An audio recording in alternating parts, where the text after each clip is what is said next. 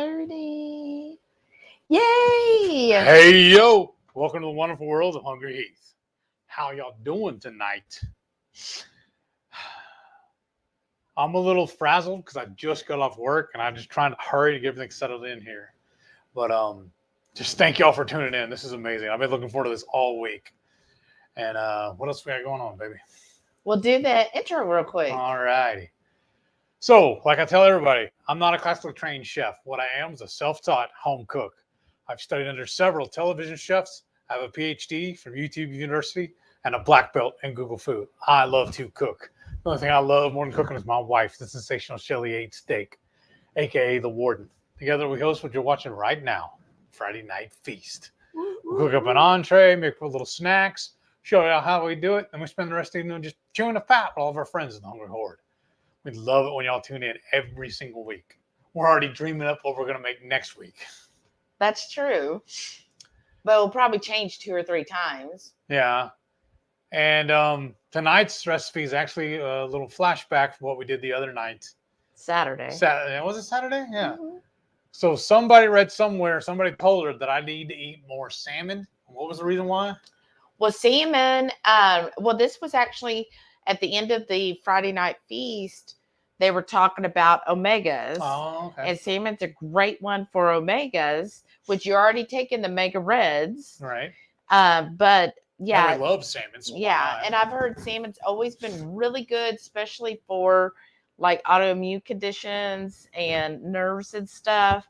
So like you should be eating salmon already on a continual basis. I mean, at least once a week, but preferably.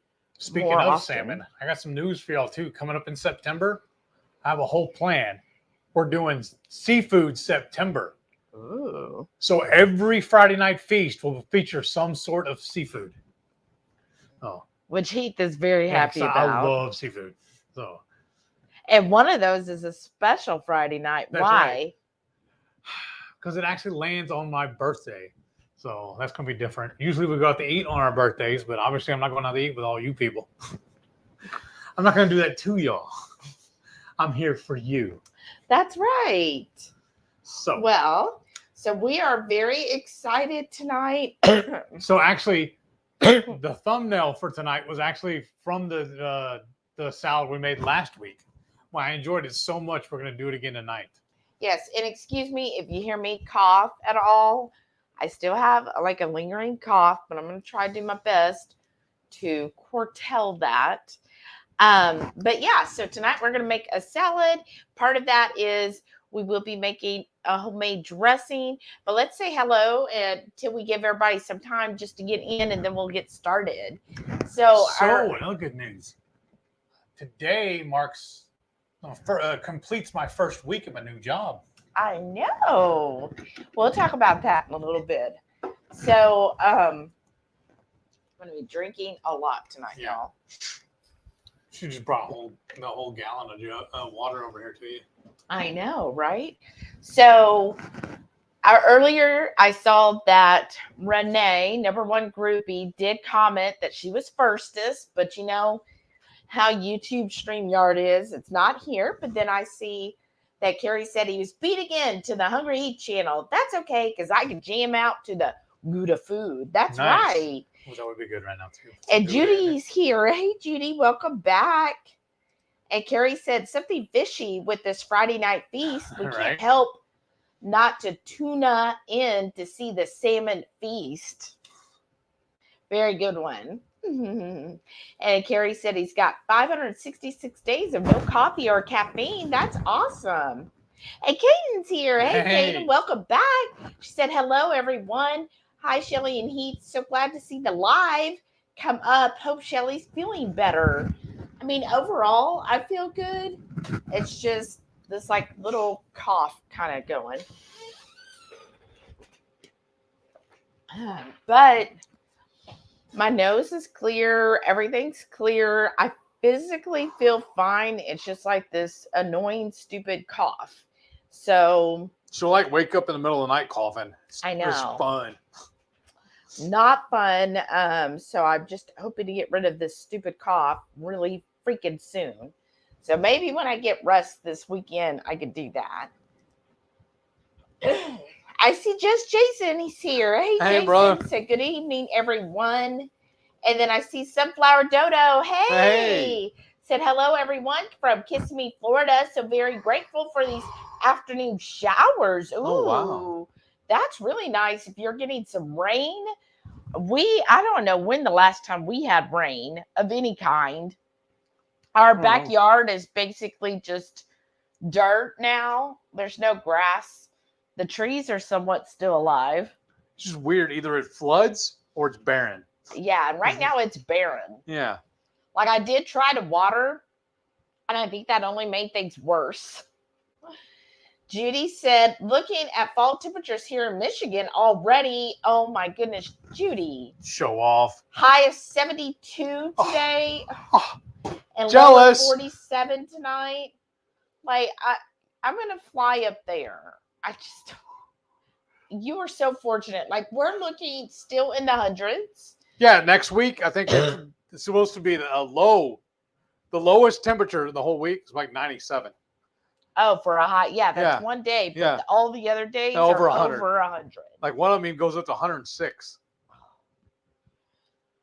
So, yeah, enjoy your fall weather. Yes. I am super jealous. And I see Rocky Mountain Girls here. Hey, Cindy. She goes, hey, y'all.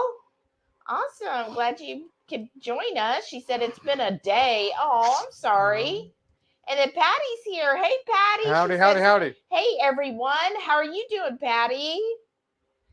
And Jason said, smash the thumbs up on your way in, everyone. Yes, please do that. That really helps us. I see Zenobia's here. Hey. She goes, half a day.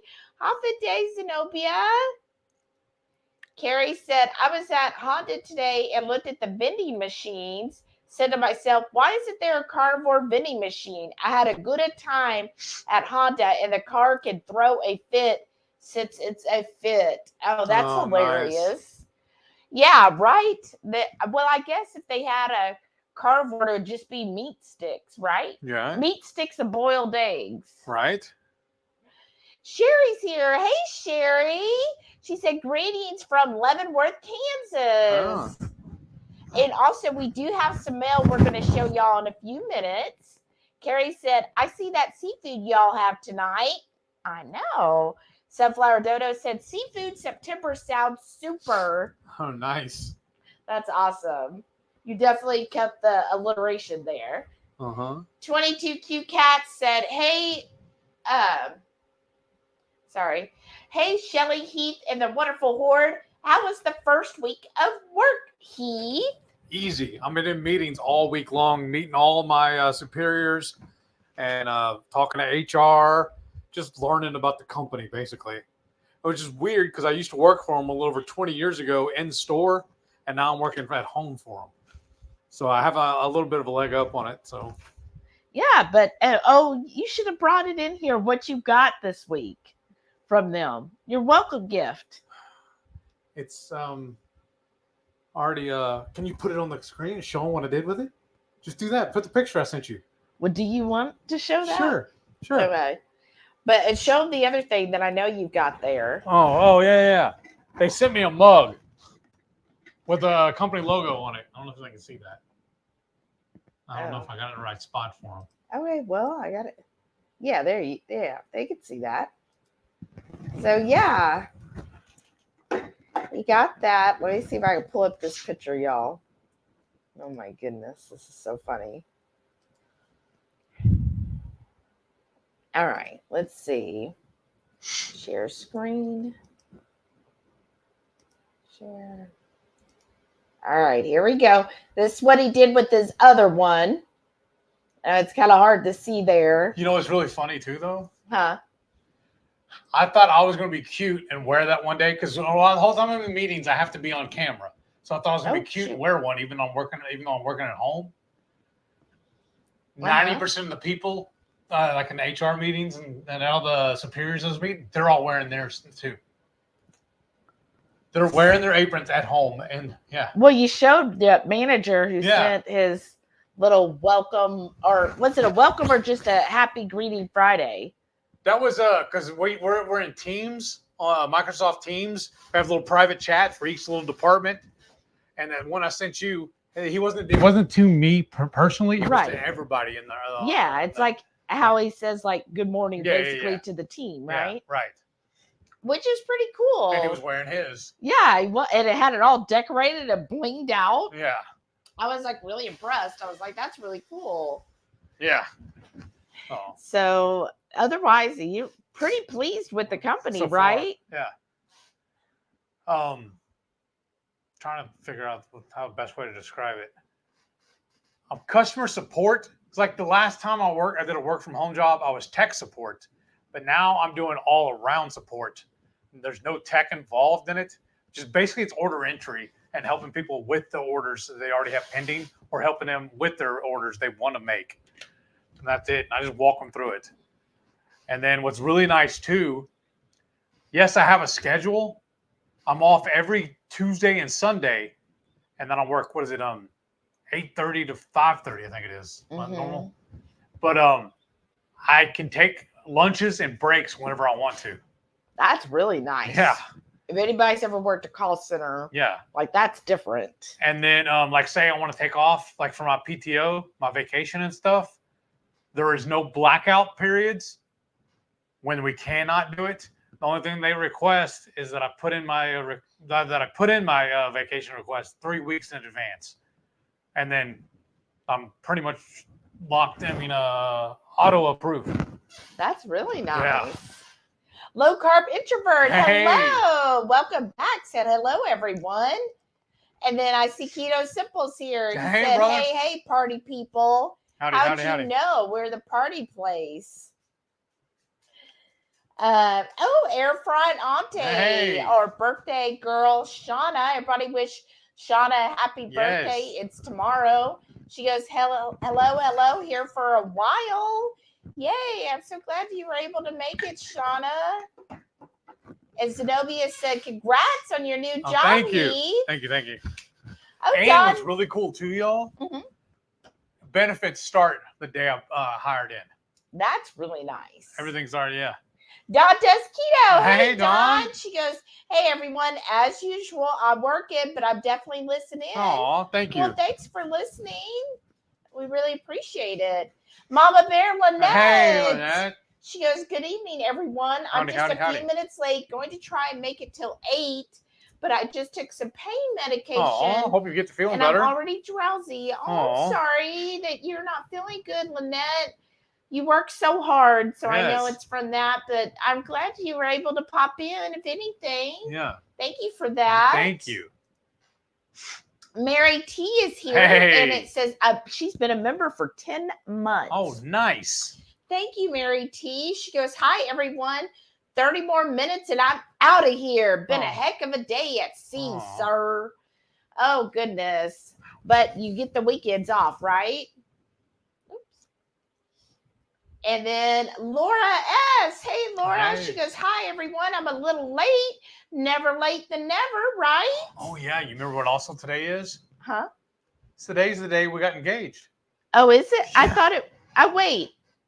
That's tomorrow. Tomorrow. I thought it was the same day as Shauna's birthday. Yeah, that's right. That's how we celebrate your birthday, Shauna. We get engaged.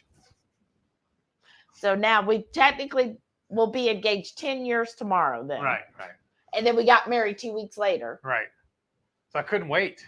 It was a long engagement. All right. We really had to think things over. Shauna said, hello, HungryHeath and Shelly. Hey. And Carrie said he hit that like button a bazillion times +1. Thanks, Carrie. And he said, I'm still trying to find a job to supplement the church job. I applied to a junior security, and the same day I was told they would go with somebody else. Aww. That sucks, but at least they let you know right away, right? Mary T said, congrats on the new job, Heath. Thank you. And Sherry said, Heath, do you find it challenging at all yet working from home? Not at all. I mean, because I'm already used to working at home. So the only challenge, honestly, is my eyes. Because whether I'm working or not, it bothers me going outside and coming back inside. Like, say I'm going to go to the grocery store or even go shopping of any sort. Just driving to the store, getting out, walking in, takes a while for my eyes to adjust. So y'all probably heard us talking about it last week, where I got the I need to get the blue blocker glasses. Well, I got a pair. Thank you again, Shauna. I've been wearing them every day this week, and they're working perfectly. Yes. Yeah. Which I'm so proud of him. Yeah. And then I've been, if y'all don't know, I've been working at home for almost 3 years now. Well, no, I think almost 4. Oh, yeah. Well, yeah, it was towards the end of 2019 when I started working at home. And so right after I got back from the cruise, the world cruise. Yeah, no, the other cruise. It was before then? Okay. No, not before then, after then. That's what I'm saying. It was after the world cruise. But we had another cruise, remember? Yeah, I know. Okay, yeah. But yeah, 2019. Anyways, so yeah, I've been working at home. I absolutely freaking love working from home. It is the best thing ever. It's something I've always wanted to do. Like back when I had a huge corporate job, I used to beg them that we should be able to work from home. There was no reason for me to have to come to an office, even though I worked on the phones, and they would just say, no, we would never be able to do that, which is hilarious to me now because guess what? They had to. And the same company is doing it now, right? Yeah. But I just thought it was funny. And so I love it. And now in the job that I do, like, it's just, I can roll out of bed at like 7:38 and be logged into my computer ready to go by 7:57. Like, I could not ask for anything better. You know me, I am not a morning person. So getting up, getting dressed and ready and out the door was always my biggest struggle. Now, I never was late to work, but it was just such a drag to have to basically get up an extra hour early just to have the time to get ready and drive to work, because in Houston, you never know what the traffic's going to be like. It might take you 20 minutes to get somewhere, or it might take you 45 minutes for the same place to get there. So now I don't have to worry with traffic at all. I just roll out of bed. I don't even have to worry about even really getting dressed. I mean, I put some clothes on, but I don't have to like get all dolled up. Right. I just roll in there and start working, which is the best thing ever for me. So I love it. Gigi's here. Hey, Gigi, welcome back. She said, good evening, everyone. Howdy, howdy, howdy. Carrie said, look what Shelly did to Heath, and the head is off. I mean, that's what I had to do. I gave him a warning. Rickwood's here. Hey, Rickwood. Joe. She goes, hi, folks. Happy Friday. How are howdy, you doing? Howdy. Oh, here we go. Dane Bramaged. She's a hoot. Just getting home. Happy Friday, Horde. It's been a heck of a week, and I'm beyond mentally and physically tired. Oh, I'm sorry. I'm sorry, Renee. Well, I hope you get to have some rest this weekend. And just a reminder, channel members, tomorrow, Saturday the 19th at 6 p.m. is when we're having our monthly cook-along. Oh, I'm super excited for this recipe too, y'all. Yes. Actually, you had the leftovers today, didn't you? For breakfast, yeah. So I can't wait to see many of you tomorrow and just get to spend some time with you. So that's going to be exciting. And if you did not get the email, I sent the email last Sunday. Please let me know, because I just have to. The only way I know if somebody didn't receive it is if they message me. If you are a channel member and you did not receive it, please send me a message. Or tell us right now. Yeah, or tell us right now so that I'll make sure that you get it. We'll pause and send it to you. Yeah. But I just have to, because if you don't, usually it'll say either accept or pin the invite or decline the invite. And if a lot of times half of the people never respond either way. So I have no idea. Morning. Sorry. My throat just gets so dry. Renee said it's definitely helped to come home to a little white box in my mailbox. You already got it, Renee? That was super fast. I'm so excited. You definitely have to try it and let me know as far as the heat level. Oh, that. Oh, yeah. You can tell who does the shipping here. No, I helped you put it all together. I just was thinking, what did we send her? What did we send? Oh, yeah. I had, because, I wasn't feeling well, so I had Heath, he actually put all of the bottles or jars together, and then he put them in the box, and all I had to do is put the label on it. So, yeah, he did do that. Is she going to use it tomorrow or tonight? Yeah, when are you going to use it? I need details. I need feedback. Carrie said, I think I surprised the person that was helping me to take the payment. She had a credit card machine ready and that I pulled out cash. Right? Most people are not used to cash nowadays. Everybody telling Shauna happy birthday. That's awesome. Carrie said, congrats on the new job as well. I know that Home Depot has a cybersecurity department. Oh, okay. Well, there you go. Try for it, Carrie. Shauna said, chloroform. You celebrate my birthday with chloroform? Laugh. Do you want a shot? Day of engagement tomorrow. Does what did you see where she posted? What did you say? It's your 29th birthday again? It was her 26th anniversary of her 29th birthday. Oh, okay. I got it wrong. I'm sorry. That's okay. You were close. Hoofing it. Hey. Sharon. She goes, hello, everyone. I hope all the fellow Hordelings are having a great day. Hordelings. I hit like the that. like button one more time than Carrie. Oh, well, good. Thank you, Karen. That's awesome. Hordelings. I like that. And Shauna said, yay for glasses, purple, yellow, diamond. I don't know. Oh, I guess that's the emoji. That's awesome. I know. I'm so happy for him. L Strange says she gets lonely working from home. Oh, sorry, Lisa. Well, I would say you could always chat with me. This month it's been busy, so I'm not been fast at replying. But we could always just FaceTime, pretend we're working in the same office. Caboodle Bry. Hey, brother. Say great evening, y'all. Hope everyone's having an absolutely awesome evening. We're casting you on the big screen tonight. Yeah. Ooh, congrats on the new job, Heath. Thank you. Glad the blue blockers are working. That works really good, actually. Yeah, he was shocked, y'all. I was so happy for him. I'll be showing them off to y'all. I'll bring them out in the box and everything. It's really impressive, the whole little kit. I'll show that in my MS Journey. Shauna said, I might not see messages as I'm still crafting as I listen in. Aw.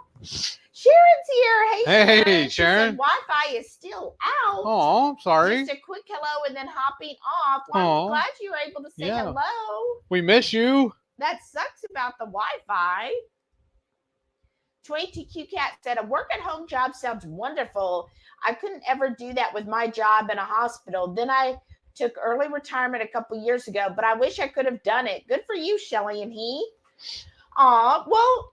Tell them that you the one that found it first, and you told me how I got it. Tell them the website. They need to go look at it if anybody's interested. Oh, yeah. Well, I always used Rat Race Rebellion for work-at-home jobs. All one word. That's the website, ratracerebellion.com. Mm-hmm. Go there and you just sign up for it, and they send you emails, and you just cycle through that, and then you just apply for the different jobs. Yeah. But that is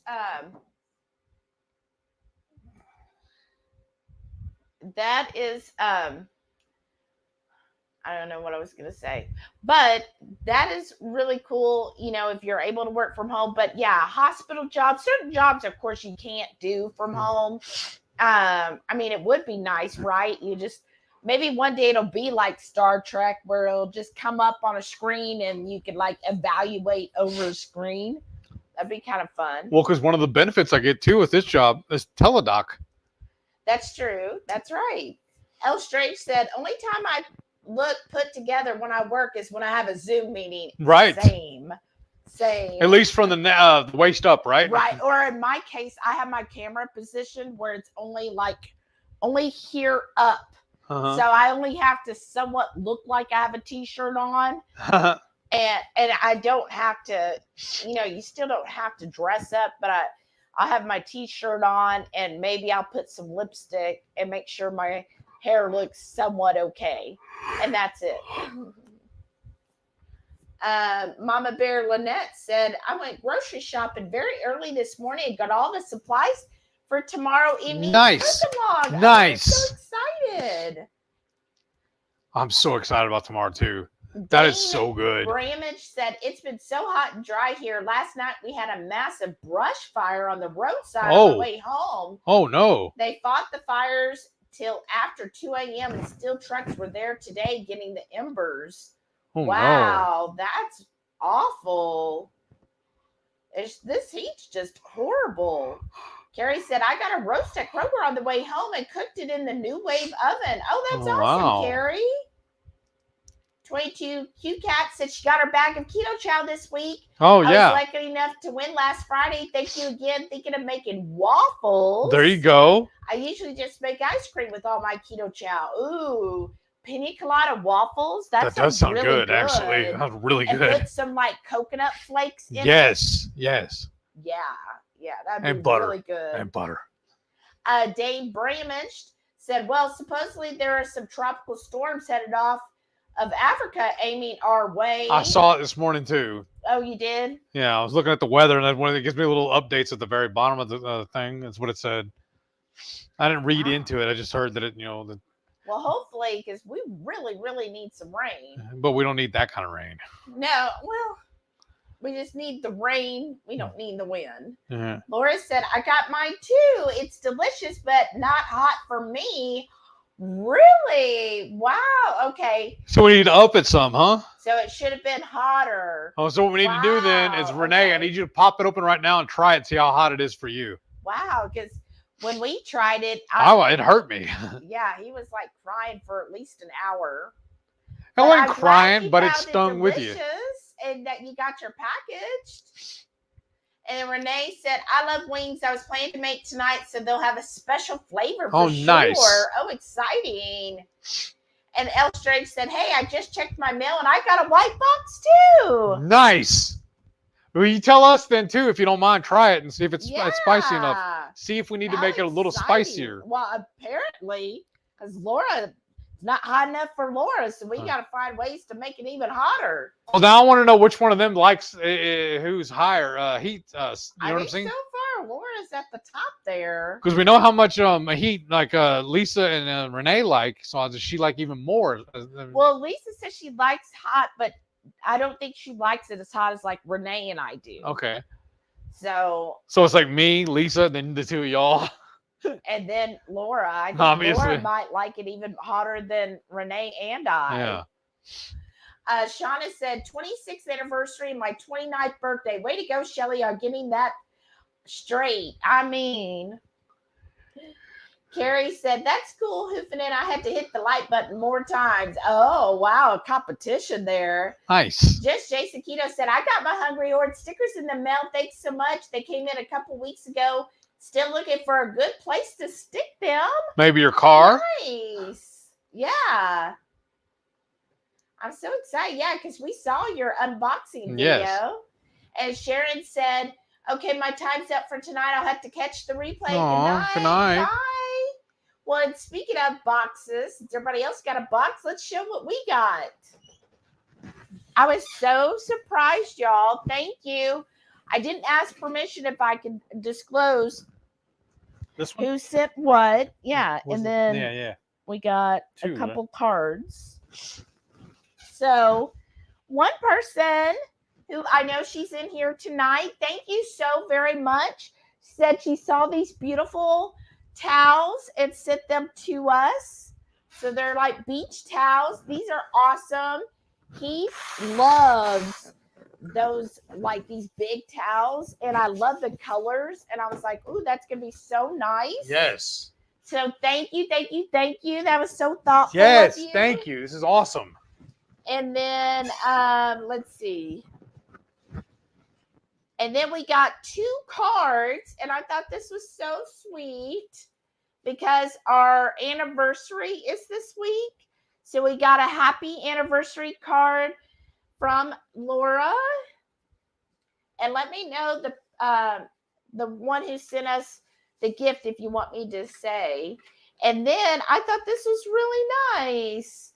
And this is, and you're in here too, Sunflower Dodo, for our wedding anniversary. She sent an Irish blessing and a real pretty printed out happy anniversary. So the Irish blessing is, and I thought this was so nice, may the road rise to meet you. May the wind be always at your back. May the sun shine warm upon your face and the rains fall soft upon your fields. And until we meet again, may God hold you in the hollow of his hand. You know that one box? So sweet. The one box in my office, I think I have a frame. We could put that in the frame. Oh, that's true. So thank you. Yes. That was so thoughtful of all of y'all to send us these gifts and these cards. I love cards. So I really appreciated that for our anniversary. I'm just going to slip all this back in this one envelope. It's just so nice. So thank you. Thank you very, very much. So slide over here and put everything back together. You entertain the troops. Oh, thank you. So Sherry, yes, so Sherry sent us those beautiful towels. So thank you, Sherry. That was so thoughtful. It was like so exciting because I'm like, why do we got something being delivered? And I'm like, what did you order? And he didn't order anything. I thought it was really clever too, the box you sent it in. That was smart. So, well, because I have one more thing coming for her anniversary gift, and I thought maybe it was that at first. I was like, that doesn't make any sense for them to come from them, because I ordered it from Etsy. Oh, so to do our dressing, what I've already got in the measuring is diced scallion and garlic, and then I'm just gonna add mustard. I would prefer like a Dijon mustard, but we're actually out. I thought we had one in there. Well, it's horseradish, and I didn't know. Well, right? Right. I wouldn't think that would play well. And then I like to add to all of my. More of that too. Well, I did. It's in the pantry. I like to add the apple cider vinegar with the mother because this is again a fermented food. So if you get the apple cider vinegar that has the mother, then that is a fermented food. So here's a great way to add those healthy bacteria to something like a dressing. I need y'all to do me a favor though. Here in a minute, after we finish with this part of it, remind her to talk about the fermented foods. What you just told me a minute ago. We're gonna tell them. Oh, okay. They'll help us remember. Shoot. Look, there's only like a. Yeah.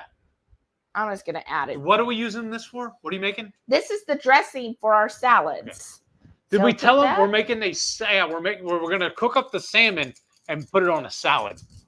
This is gonna be recycled now, right? Yeah.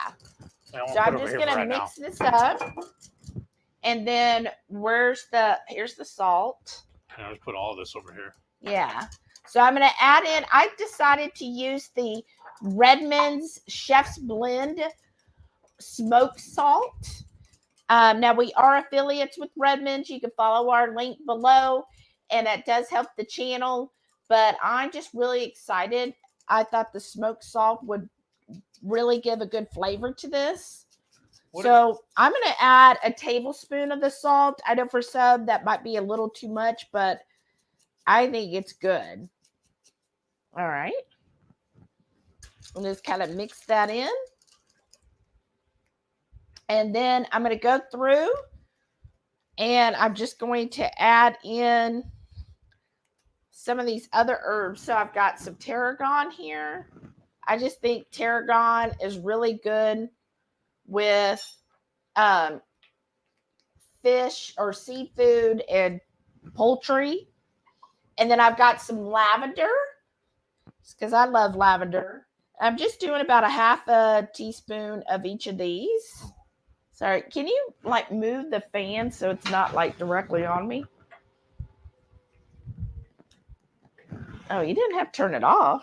Well, because if I move it and when it's not on you, then it won't be on me either. Oh. Because we're kind of sitting next to each other.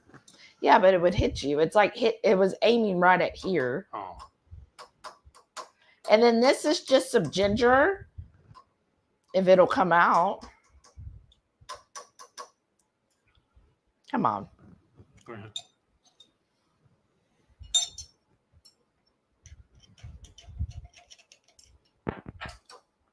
There we go.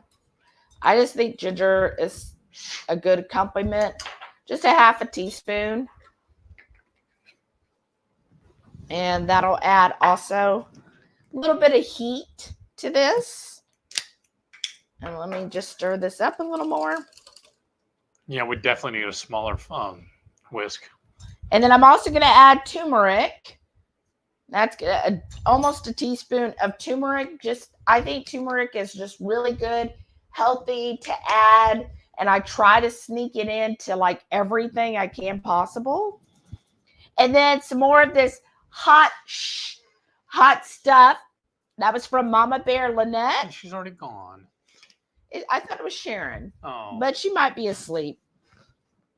So again, we'll just do about a half teaspoon of that. And mix this all together. And then what I'm going to do, I'm just going to taste it real quick. What's the alcohol for that? I know. I just like to see how, yeah, that's good to me. And then we've got our avocado oil. Now, I like to do 2 to 1. So whatever vinegar or you could use lemon juice, whatever that you use at least double as far as the avocado oil goes. Or you could do olive oil. And I'm just going to, while that's dripping, I'm going to be mixing this all together.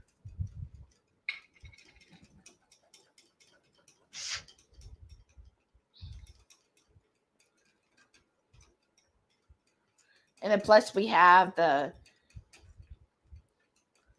shallots and that fresh garlic in there. All good things that are great and healthy for you. And great probiotics. And prebiotics, like the garlic is a prebiotic, I believe. Let's see. Okay. Where did I put oh, you got the lid. All right, I'm going to start clearing some of this stuff out of the way. Thank you, sir.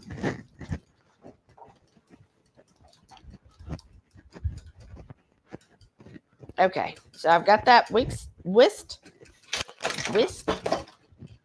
up. And, oops, I'm just going to put this over here for now with this little towel over it. There. Just so it's out of the way, because next thing we're going to do is he's going to get out the salmon. I thought you wanted to do the bacon first. Well, I want to season the salmon while the bacon's cooking. Okay. Renee said, just looked, and as of now, Tuesday has 70% chance of rain. Wow, that's nice. Okay. Oh, that's really yeah, cool. we need this too. We're going to put this in the salad. Yeah. That was green onions. 22Q Cat said, I bet since no one can see you from the waist down, he is working naked. I'm porky pigging it, maybe. Because this was getting wet too, so I figured why not grab it. Oh yeah, that's a salad. And then, so here's the salmon. Ooh, the salmon. Something's wet. Okay. Oh wow. Probably should have put like a paper towel down or something. So she said, I bet Heath is working naked. Just thought I'd say it before anyone else did. You know, they were thinking it. Laugh out loud. After hours too soon. Is it ever too soon, Lynn? I do take requests. Oh, goodness. Now he's encouraged. Oh.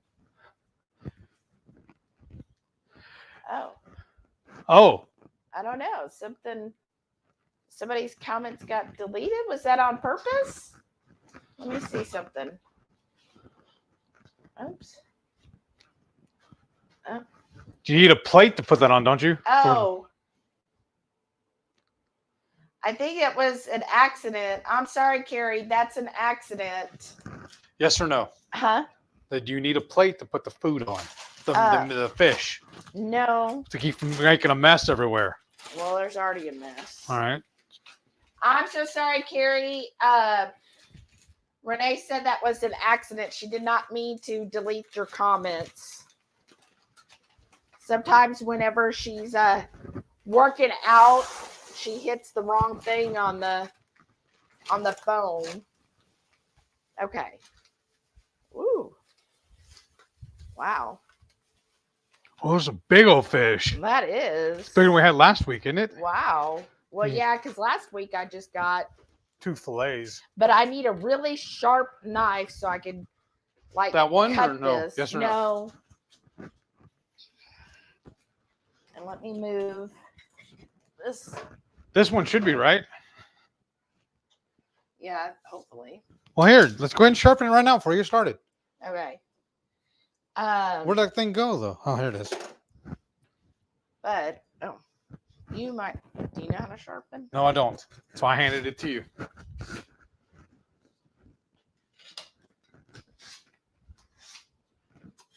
All right. But we do apologize, Carrie. That wasn't on purpose. I think I'm going to cut this.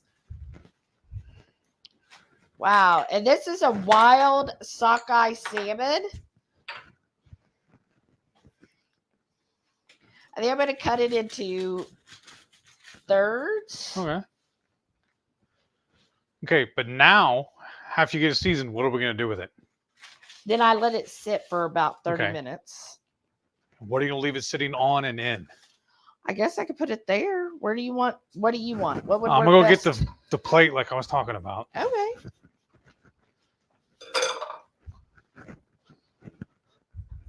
I just use the scissors on this because the skin never wants to cut right for me.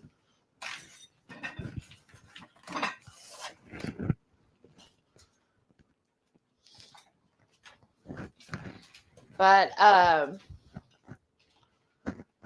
okay. And then where did the seasoning go? Oh.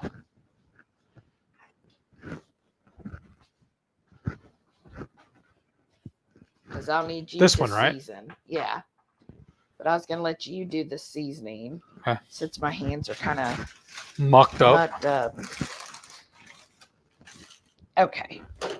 So here's that beautiful salmon. Isn't that gorgeous? It really is. Oh, that's not the seasoning. I said, is that it? And you said yes. All I saw was the lid. So we've got this skillet heating up, and then we have bacon. So first I'm going to cook some bacon, and then that way it'll give it some bacon grease in there when we do this. Okay. Thank you. And then he is going to season the salmon, and then he'll show you after he seasons it. And this is just some Pedersen bacon that we got on sale.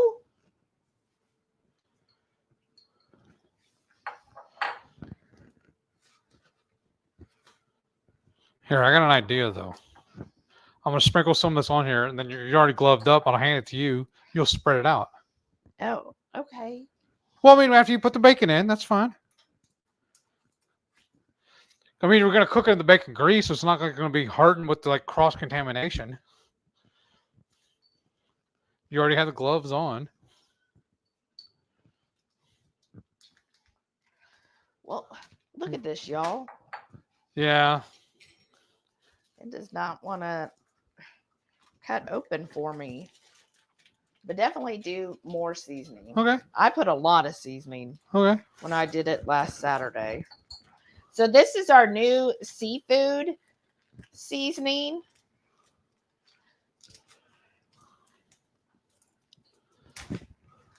And I think the seafood seasoning is pretty good. I think it's really good. That All thing's right. really fighting with you. I am saying, okay, I think I'm going to do. You already got that turned on and up and everything? Yeah. Okay. Put your hand over it. Do you feel the heat? Yeah, a little bit. Okay, so this looks like it's 5 slices of bacon. Now, I like to do about 1-inch chunks. Only because I like to see the bacon in my salad. So I know like some people enjoy doing bacon Piece or crumbles. Yeah. But I like nice big size chunks of the bacon. Yes. We've been known to use a whole package for one salad before too. That's how much we love it. Right? I know she's thinking about it now too. I mean, we could. If you want to. Then we don't have to worry about putting it away. We just throw the wrapper away then. What do y'all think? Should we do? Needs more bacon. I'll put this back in the fridge. Yeah. Do hashtag do it all. Let me know. Should I do the other 4 slices of bacon? You only 4? That's not worth putting it back in there. Go ahead and do it. I have spoken. Make it happen. Yeah, let me know. Should we do the bacon, y'all? Do hashtag bacon. See, I'm just waiting to see any votes. Okay, now it's coming in. All right. Well, since y'all requested it, we'll do the whole package of bacon then. Gosh, the torture of having to do all this bacon. Peer pressure. Good thing it was on sale, right? Yeah, we did get it on sale. HEB, I think, had it on sale, right? I think. Okay, here's the scissors. Now I'm just going to go through here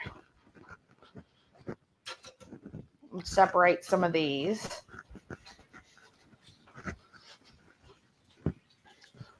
And then, yeah, put some more seasoning on a couple of those. All right.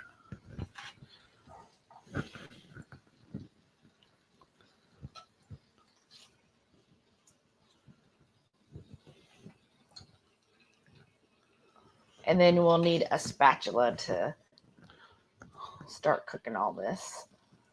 Can y'all see that? I'm trying to get a good angle for y'all so you can see the seasoning. I got a spatula for you right here. Oh, I bet you do. Oh, whoops. Not after hours yet. All right. Let me see the salmon so I can rub this in here. Rub my salmon. Do you want to do both sides or just one? I just do the one. I'm going to clean the rest of this off, the little bits here, onto my bacon. Yeah, that should do it. And then I'll let Heath man the bacon as it heats. But yeah, there's our salmon. So I just like to get it seasoned for about 20-30 minutes before we're ready to fry it up. Here, I'm just going to stick it in the microwave for right now just to hold it with a lid on it. You know what I mean? Okay. Well, it doesn't need to be sitting out like, if you have bugs do fly in here or whatever. It'd be like putting a cloche on it. Okay. We're not microwaving it. I'm just holding it there. All right. Carrie said a spicy box would just ignite in Texas. I mean, right? I'm surprised it didn't. Renee said it may not be spicy, just tasting a little sprinkle, but I haven't tasted it yet. Oh, I love when heat builds and you just can't stop eating it. Okay. Lisa said it's good, but I was expecting it to be a little hotter. Oh, it's perfect for me. I just sprinkled some of it in my hand and licked it. Oh, I'm sorry. What do we need to do to make it hotter then? I don't know, because I thought we did. Oh well. Is it hotter than the regular 5 spice? That's what we were trying to do, is make it hotter than the regular. Laura said, I'm always eating fresh serranos and I can rarely find a hot pepper, so I'm probably not a good judge of something being hot, right? Hey, well, have we sent her a bottle of her hot sauce yet? I don't know if we have. I don't think But so. she hasn't requested it, so. Sherry said, "You're so very welcome. You both make me so happy." Aw, thank that's you. So sweet. Well, you definitely made our day. Carrie said, "Gonna try and get the yard mowed early in the morning, and tonight we're finally not in triple digits here in Texas." Oh, wow, that's good. Lisa said, "Talk about the ferments." Oh, and yeah. Carrie said, "Shelly, talk about the fermented foods. Just a reminder from Heath." Thank you. And L Strange said, "I want to make some fermented mayo next." Ooh, that sounds good. So, okay. Right. So we're going to do, like I said, though, we're going to start building our salads. Or do you want to wait? No, you go ahead, but it's. That's I'm asking, is it too early? I would wait until we put the salmon on. Okay, the that's fine. Will That's take fine. about 6 to 7 minutes. No problem. Get this out of my way. Yeah, then focus on the bacon. Okay. Because this is going to take a few minutes because Okay. there's so That's much. Because they did that to us. Right. Okay.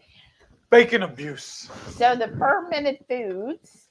So, gosh, what did we say? How many videos so far? 9? Yeah. And that's for us cooking. I'm talking about what you just found out today. You told me. Oh, okay. Okay. We're all over the place. I'm sorry, y'all. First things first. I have a folder on my computer here, or actually on my hard drive, and the only other computer. I have it marked off as the fermentation project because, like she said, she has 9 different foods she's doing fermented right now. Y'all saw us a couple of weeks ago use the sriracha sauce we made, the homemade. That was one of them. And we're making We have another batch. We went through it so quick because it's so tasty. But then the next part where I was trying to get her to tell y'all about what she just found out today. Yeah, so I've been listening to Donna Schwenk. It's SHWENK. So she has been doing fermented foods for like 27 years. And she was saying that like 16 years, or I thought she said 27, but today the one I was listening to today is a year old. But she was talking about that in her 40s, she was on medicine for diabetes, high blood pressure. She said she just had no energy, right? We've all heard that before. And she started researching because her daughter was getting sick every time she ate anything. She just felt sick afterwards. And so she was diagnosed with an autoimmune. I don't remember which one. But she started researching that a lot of people with autoimmune conditions, the doctors never address the food. And so I feel like Donna Schwenk, even though she's not keto carnivore, she's like not even in that sphere, y'all. And a lot of people who do fermented foods are not in this sphere. But what they do is they go up about everything with a whole foods approach. Almost like food as medicine. And that's exactly what she said on her podcast. And she says a lot of doctors are only trained to teach or to treat the symptoms and not to investigate what caused the symptoms and not to look at food as medicine. And she learned, I'm going to do it again right now. Sorry. Go ahead. I'm sorry. She learned 2 decades ago that food is medicine. And so she started researching, and that's when she learned about all these really healthy bacteria, and that a lot of people who have autoimmune conditions actually end up having the same kind of gut issues. Like they have SIBO, or they have leaky gut, and they have other gastro issues. And when she looked at that as, okay, like, why do all these people have all these gastro issues as well? Then she started putting it together. Oh, well, the gut is like best friends with the brain. So if the gut is healthy and happy, then the brain's healthy and happy. And then everything else is healthy and happy. So it's like all starts in the gut. So that's when she started like researching, and she found kefir, and she started making kefir. And she noticed like right away, she started feeling happier. And she said she'd never been a social person. She'd always been I don't give a flying flip. And she started eating it or drinking the kefir like at every meal. She started giving it to her daughter. She started making the cultured yogurt. So cultured yogurt is different than like regular yogurt or even yogurt you can buy at the store. Cultured yogurt, you get it from actual grains. So there's the L Ruderai, and the other one she did was L Grassery. Don't quote me on it. LG something, L Gassery. And she started researching these different bacteria.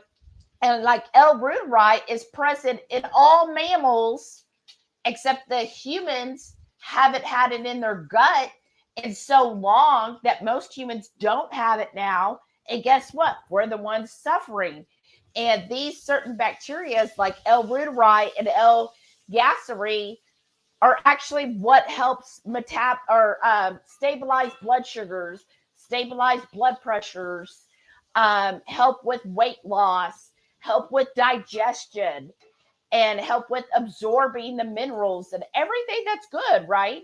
And she was saying that when we lack these really important good bacteria, what happens is in your gut, then the bad bacteria are flourishing. She said, like Candida is on such a rise because when there's no good bacteria to fight off Candida, it just flourishes. It goes everywhere. And she's like, so once you start incorporating these good bacteria back in, and kefir is such a good one because it's literally got millions up to billions of healthy bacteria in a tablespoon. Like it's just so much in a kefir. And she says, so once you start eating these things, then those good bacteria go in and they start attacking and getting rid of the bad bacteria. She said within just a couple of weeks, her daughter was no longer having those issues. And she said she noticed that she started feeling better. And all of a sudden, her blood pressure and her insulin and her blood glucose, everything was getting better. And now she doesn't have any of those issues. She said her and her husband are both in their 60s. They eat a fermented food with every meal. They always have, she said, every day, and still to this day, her daughter every day has a cup of kefir and a cup of a cultured yogurt. And they eat that every single day. And now when she goes to the doctor, she goes, I'm no longer on any medications.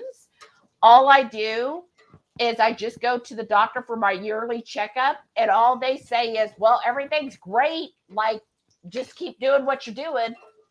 And that's what her and her husband do. And she says she has so much more energy nowadays. And she said, now she's like friendly. She said, like, she catches herself talking to like a store attendant and everything because she just feels more social with people and more caring towards other people that really wasn't there. So I just thought that was really good to me. Just another way to like, hey, these fermented foods and kind of coming back to the whole gut biome, like there really is, I think, more to it. And in the keto sphere, like I feel like the last couple of years, we've kind of heard people hint at the gut biome, but a lot of people don't tackle the gut biome. They're like, well, it's up in the air. We're going to start this. But I'm finding these other people who have been fermenting for so long, like her for 2 decades, they've known about this and they've been talking about the gut biome for over a decade and how important having a healthy gut is. So I just think that that's another way. Hey, whatever way you can, try to incorporate some fermented foods. And especially if you feel like maybe you're still having issues, those issues might just be that you need some more healthy gut. I mean, it's worth a shot, I would think. I want her to tell you that story because what I'm going to get to is that based on that, I'm going to start working some more fermented foods in. I'm going to start trying them every meal and see if it does help my MS too. Right. So I'm just excited. What are y'all's thoughts? I want to hear your thoughts, opinions. What do you think about all of that? Or do you find that, do you just think it's kind of like woo? a woo or just a bunch of hocus pocus? Like, what do you think? El Strange says she wants to make some fermented mayo next. Ooh, I know, you said the minute ago. That would be good. Yeah, I want to do the cultured mayo. I think once my kefir is there, that I'm going to use some of that whey to make my cultured mayo. But I've got the stuff to make cultured ketchup. And oh yeah, I forgot we got that over there too. And this so because of Mama Bear Lynette, I've got my kefir going. So today was the third day, and these grades, because they were dehydrated, they are doing so well. Like the first, I guess today's the fourth, because the first day and the second day I had to do a cup. You start off with a cup of fresh milk each day. And by the second day, that cup of milk was like jelly. It was like jiggly like a yogurt. So then when it gets to that, then you increase by a half a cup. So I did that. So yesterday I did a cup and a half. Today, when I went to clean it out, I was like, wow, it's jiggly again. So these kefir, like, they've already doubled in size from the first day. And then so today I had to put 2 cups of milk in it. And then we'll see what happens, because it's every 24 hours you got to clean it and put new fresh milk in. But just the fact that after already they've doubled in size, like, I'm just really, really happy. And it's not yet to the cottage cheese look kefir grains, but they've definitely doubled. So that to me I'm just really excited. I was actually, this is how much of a nerd I am. I mean, I told Heath this, but I was dreaming of my kefir last night. I believe it. I was like having dreams of checking my kefir and be like, oh, my little kefir babies are doing good. No wonder you woke up such a good mood this morning. Right. I was all talking to my kefir grades, and they were talking back to me in my dreams saying, we love this milk. We're so happy here. And so I was like, so my kefir grades have already reached out to me. What do you think? Is it good enough? You want a little longer? A little longer on a few of those. Okay. Renee said, I completely licked my fingertip and dipped it in to heavily coat twice. Licked my fingertip. Oh, looked like my fingertip was breaded. I love it. Nice kick. Cooper's Inferno still beats it, but I do feel the heat. Oh, okay. Well, the Cooper's Inferno, I mean, their peppers are amazing. Well, they need another batch. Hint, hint, wink, wink. Carrie said, Shelly, you didn't add enough of that hot stuff. Right, probably not. And he said, had to restart because it was throwing out errors in my feed. Oh, I'm sorry, Carrie. And Hoofit said, we just lost power. Oh, I'm sorry. 3rd weekend in a row. We used to only have blips, but now we lose power for hours. Makes me more grateful when it comes back. Right? Oh, no, Karen. I'm sorry about that. That does suck. Renee said she set her phone down and thumbs got stupid. I'm sorry. Yeah, sorry, Carrie. And it wasn't intentional. Don't go away. It'll bring you back, but promise it was not intentional. I did it to Debbie once, and it doesn't let me reverse it, but I do apologize. Yeah, that's the thing when those, if you're like an admin and click the wrong things. Okay, I think it's done now. Are you want it in a plate or do you want the bowl? Put it in one of our bowls, or put half and half. You know, half in one, half in one bowl and half in the other, and then we get the salmon. Rhonda's here. Hey, Rhonda. She said, evening all ear hustling for a bit. Well, thanks for showing up, Rhonda. I'm going to stand up and be a little easier, I think. Good one. And there's Reichman said, do it all. Brenda's here. Hey, Brenda, welcome. Brenda, please send me your email information, and then I can send you the invite for tomorrow. Rickwood said, whatever's left you can use later. That's true, but we're going to eat it all. Rocky Mountain Girl said bacon. Brenda said bacon. Carrie said bacon. Patty. But see, here's the problem with putting it in here, Shelly. Don't we want it on top of the salad, though? Well, I just flip it. I just mix it later. That's okay. But whatever you want to do, that's what I did last time. You just put it in here? Okay. Half and half. Okay. But that's whatever. No, that's fine. If you're going to do it your way, that's fine. Because last time we had this, it was amazing. Yeah. I don't want to reinvent the wheel. L Strange says, if you have to heat up the house for a few pieces, do the whole package. Right? That's true, Lisa. And then Rickwood said, after hours. L Strange said, move the comment, can see what you're doing. Oh, I'm sorry. Yeah. Debbie's here. Hey, Debbie, how you doing? She said, better late than never. Hi, Horde. It's my first Friday night feast as a married woman. Yeah. Oh, yeah. Y'all, she got married last week. Now you want to add the fish, you said. Yes. Okay. And so congratulations on your marriage. Look to your right. That other little box of the gloves are right there. You see them? Yeah. You need the gloves? I was just going to say, I'll just hold this and you set them in there. Oh, okay. Well, I just figured you slide the glove on and you can do it. Yeah. Just do this. Okay. So I start with the, well, you know what? I should use the glove. I start with the skin side up when I do it. All right, let's see. So make sure when you put it in, you do put it away from you. Can you fit all three? You're going to have to do it in batches. I'm going to try. Well, no, because I won't fit. Well, this pan's too small. Okay, then we'll just do it that way then. Well, because I don't want it to have to wait forever. You think? All right. And then what you do, though, you take the glove off and just lay it on top. Oh. And then you can reuse it. All right. And then I put it in that way. And then once it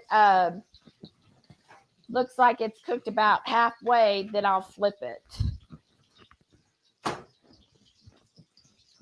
And then while we're waiting on that, we're going to start building our bowls. Right. And then this could go. Do you want any more of this or the radicchio? Nah, you don't want that. Are you going to eat that whole thing? Yeah. For yours? Yeah. Yeah, carve me off a little at least. All right. Well, here, I'll give you a little bit of this. All right, it's fine. Oops.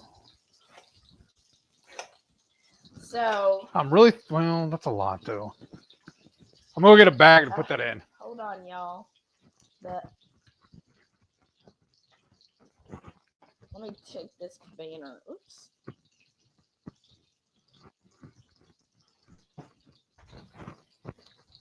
All right. Let's see. Where did it go? See, I'm going to do this. Okay. Why is the banner still showing there? Oh, there we go. There we go. All right. So I'm just chopping up this radicchio, which right now I can only find radicchio at Sprout, y'all. All of the HEBs that I have checked don't have any radicchio. Let's put some of this Gruyere in there too. It's just a little bit. Oh, sure. Okay, and then tell me which bowl is yours. Whichever one you give me, honestly. Okay. I'll give you this one then. Okay. And then you want to open up the lettuce? Yeah. And all we got tonight, is to make it easier, we just got a bag of the baby spring mix. Because actually we had planned on going to the store last night, but then she got to looking, and at Sprouts, you found a good deal to just get it delivered. So we didn't have to go anywhere yesterday. And then Renee said, I never do a little sprinkle of anything, Shelly. Y'all know how I taste my stuff. That's true. She's all, go big or go home. Okay. Right? And then we're going to do that whole bag split between us. I don't know. That's all quite a lit left? Yeah, look. Okay. What, do you Wow. want more? No, that's fine, because I guess at least one of us want more, right? Yeah. I just have a side salad with it. Where did you put my radicchio? Put it in the fridge. Oh, nice. You know what? I'm gonna put this in it too. All right. Here, y'all can't even see the salmon being cooked. I'm sorry. Because look, this is what I did with it. Okay. All right. Now that's on there. And then I read that one. So here's the salmon. So I started with the skin side. Oh, but they didn't see that at all, huh? No. I'm sorry. All right. Skin side up. And then when it's about halfway done, then you flip it. So there we are. And then it should only be about, these are so thin, should be about 2 to 3 minutes per side. Then I'm just going to get the avocado going. You want a spoon or are you good? Spoon would be good. And then I'll let Heath cut the tomatoes up.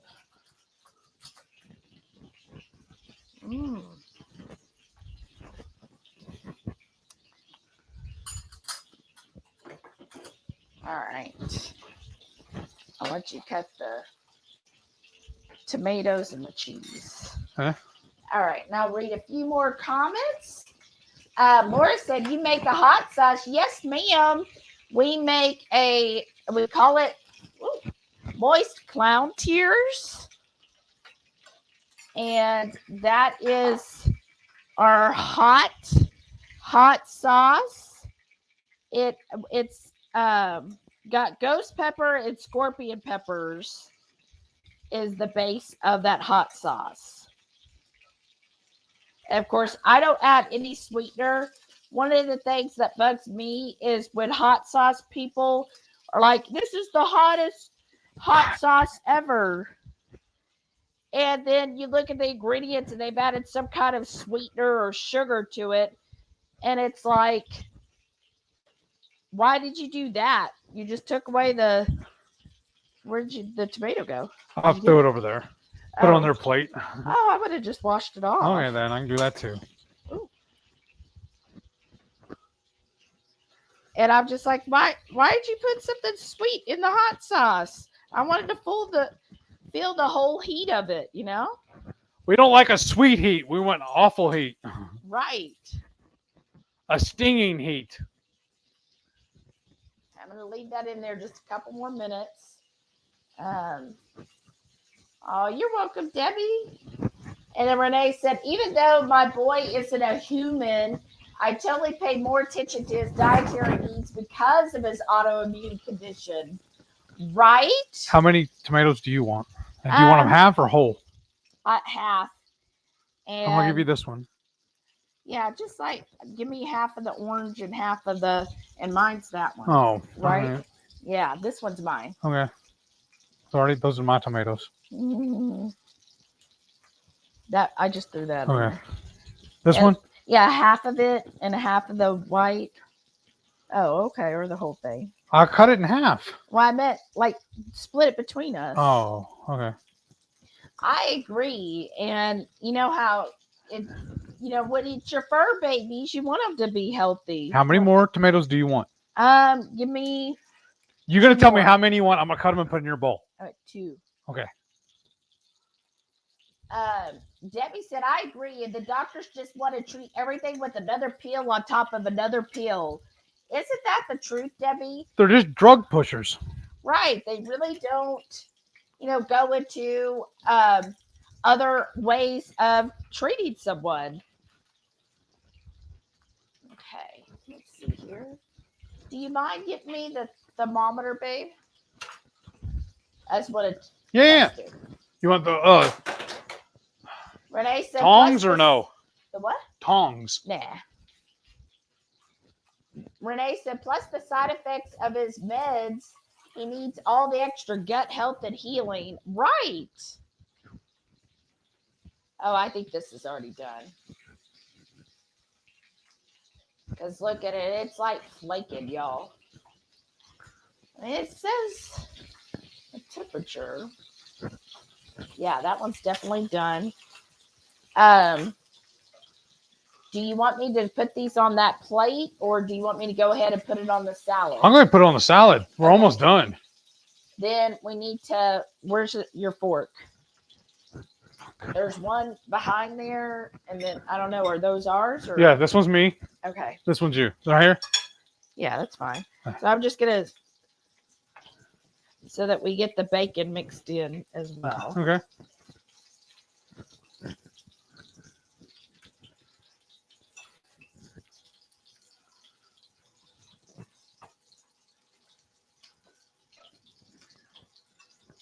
There. I'm going to give you this one. Look at that salmon. And yeah, it's going to wilt a little bit of the salad, but that's fine. And where's the other salmon? And then we'll get my salmon in here.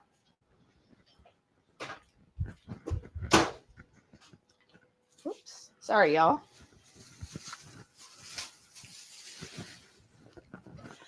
All right. And make sure you always put it away from you.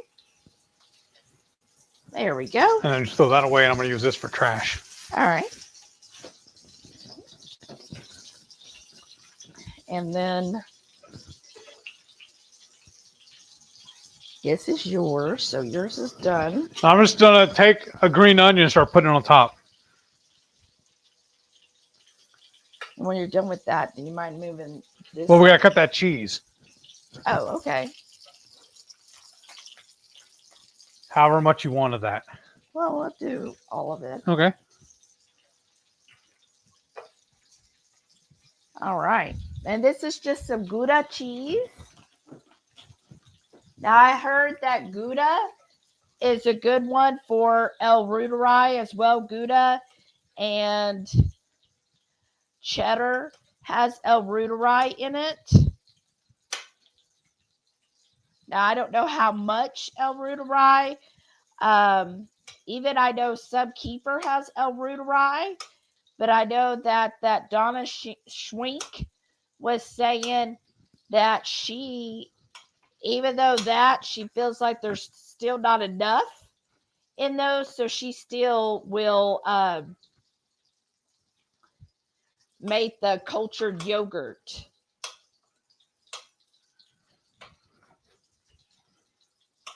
Okay.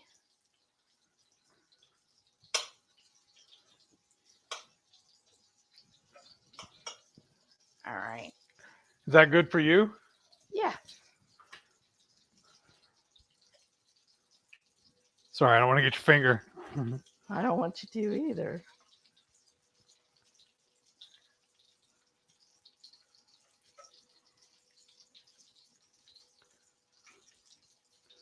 We need to use the rest of this tomorrow. Yeah. It's wilting. Oh, yeah. Well, we got it. Or I got it last. I got the green onions last Saturday at the farmer's market. Yeah. We were supposed to be using it all week, but whatever reason we didn't. Okay.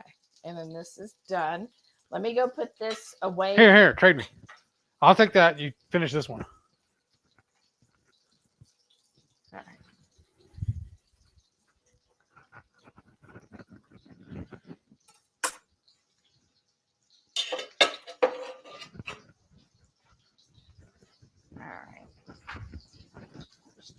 And let's see how this is looking. Do you want any more of that green onion, or are you going to use it tomorrow? So look, we only have 2 twigs left. We could use that tomorrow. Okay. Perfect. Okay, I'm going to turn that salmon over. Look, there's a little piece of the salmon. Okay. And then we'll put this on top. Oh, Rita's here. Hey, Rita. She goes, hello, all. Late getting done with my day. Well, I'm glad you can make it, Rita.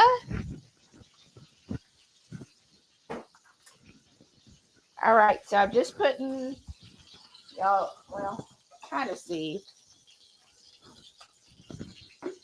We got this too. Oh, yeah. That's your. We don't need this.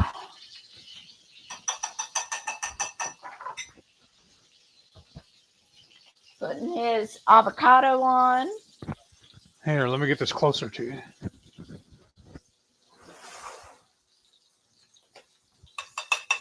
There we go. Here, you do however much red onion you want. This is me? Yeah. Here, I'll move mine over here.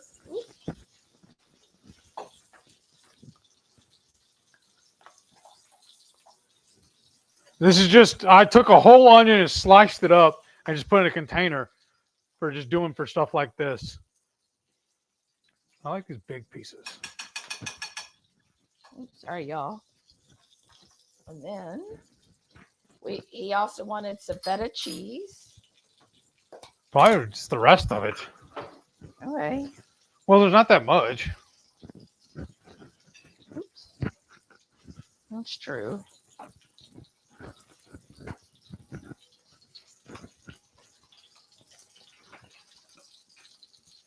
Probably could have just strained this out. You want to do that real quick? Yeah, why don't you put it in one of those little strainers? The little guy, yeah. Not the one in the drying rack. The one in this guy right here. Let me see. Oh, yeah, you can use that. I was saying one of the mesh ones, but yeah. Yeah, this one's easier and handier to get to. Okay. Let's see. Rocky Mountain Girl said, I have to watch the replay. Have a great weekend. You too, Cindy. Thanks for coming. Patty said, I'm seeing great results from all the ferments. Gut health is everything. Right, Patty? It really makes a difference. Y'all saw that juice, all that liquid in there. This is what it yielded. Seriously. So mine, because I didn't give myself any. Well, go ahead then. If that's all, I mean, go ahead and use it all. That's fine. You're doing all the work over there. Well, I'm saying you got plenty. You got more than this. Okay. Oh, I don't know. Huh? I don't know if you want to save that container. Yeah, might as well. I mean, they're good. They're good to reuse. All right, let's see. I think this looks like it's done. Let's double check here.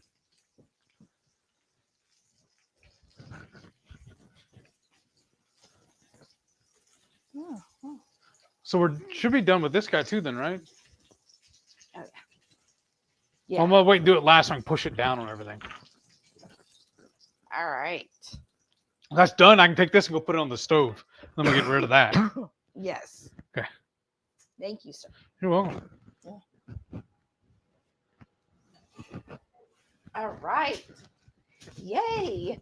Kaden said, what are a couple of the clean ingredient kefir brands that you've tried? I have tried quite a few, Kaden. So the number one thing is always look for the kefir that is unsweetened, plain. That's what you're looking for. And then when you do that, the brands I have tried that are unsweetened, and again, they will have some flavored varieties, but you want to look for the plain unsweetened.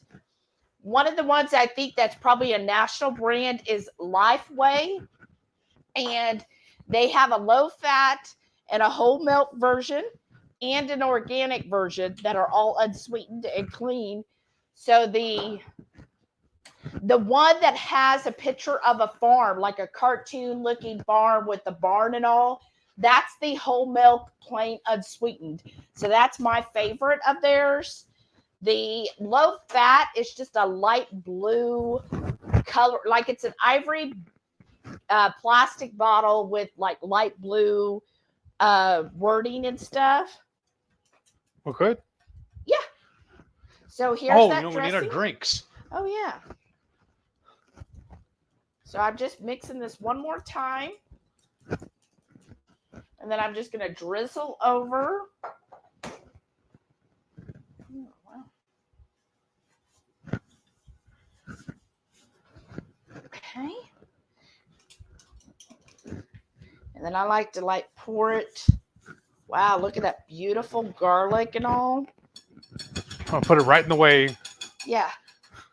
My bad.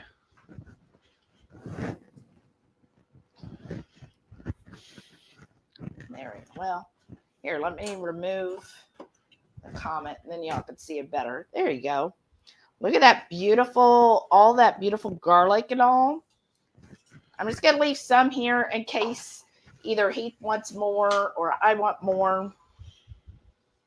Just looking. Is that me or you?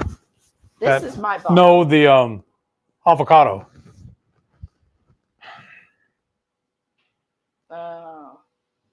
Oh, she said, or what is it you're looking for? I'm sorry. I'm asking you that avocado. Is it mine or yours? It's mine. Okay. She said the phone, I think when it got hit, it's banged up. Can you tilt it? You see where the top of my head is, right? Yeah. Yeah, yes. That should be good. There we go. Thank you, Renee. Thank you. And y'all, look what I'm incorporating today, too.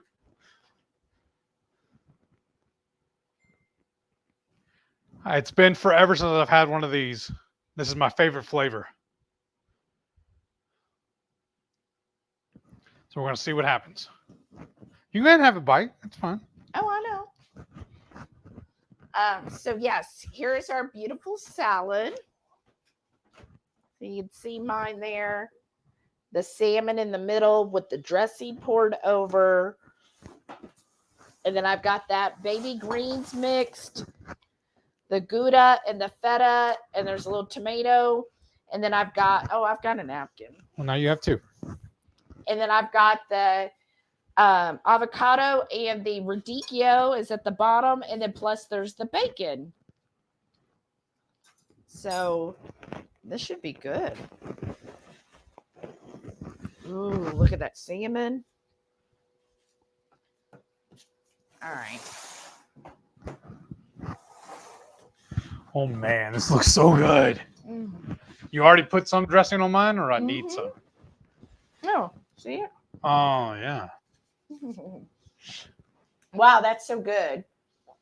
Patty said, I'm seeing great results from all the ferments. Gut health is everything. I think I read that. Oh, yeah.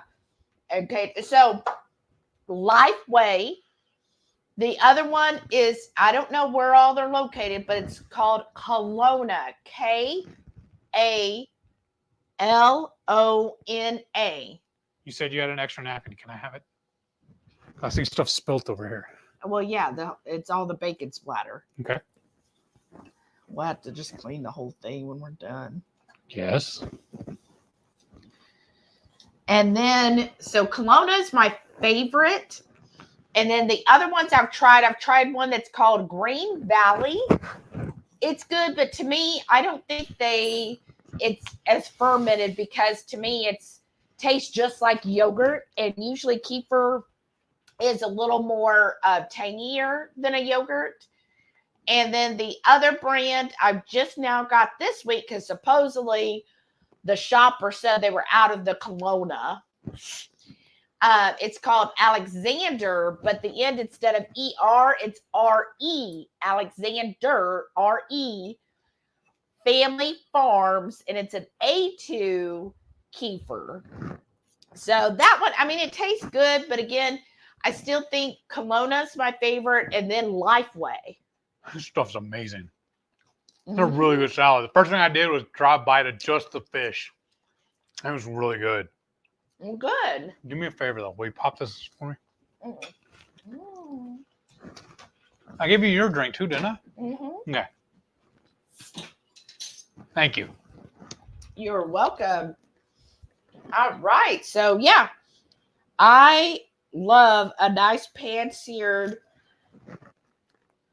salmon. And then that dressing. I love making a good vinaigrette. So, yes, I think this is good. And so those are my favorite kefir brands.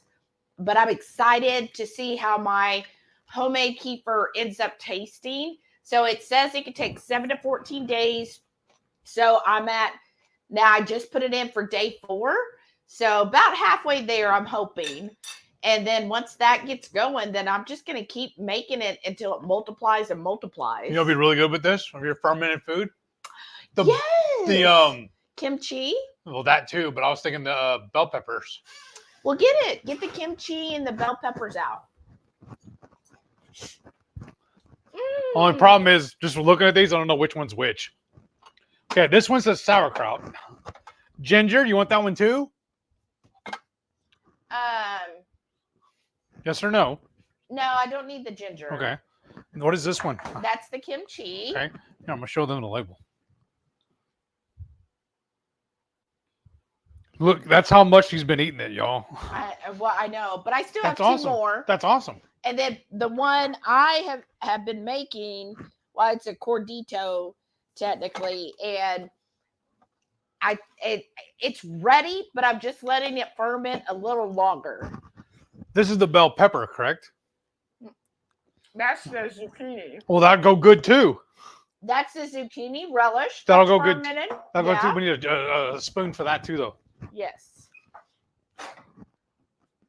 Radical Geek. Hey. Yeah, how are you doing? She goes, hello, friends. How are you doing? El Strange said, I walked away. So I didn't hear. Can you consume the kefir cast off? So I've heard that towards the end you can. I don't know what day. So the first day, definitely not, because like it wasn't even congealed at all. So here's our fermented zucchini relish. Which one? Well, that's tomato. That's the bell peppers. Okay, what is this one? Just tomatoes. Okay. Yeah, as you can tell, we've gone through the fermented bell pepper like crazy. We like topping it on our tacos. Right. And I have to say that I think the pepper relish that I'm fermenting is going to be even better. Yeah, do you mind doing that? Trade me. You put some on mine too, right? Yes. Thank you. Sorry, y'all. So yesterday's kefir, the first day. Oops. Let me think here. The days run together. So the day 2, when it was kind of congealed, I tried it and I was like, no, it just didn't taste right. So then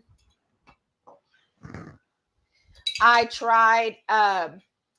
Then last night's was also so day 2's was congealed and I tried it. I didn't like the taste of it, so I threw that away.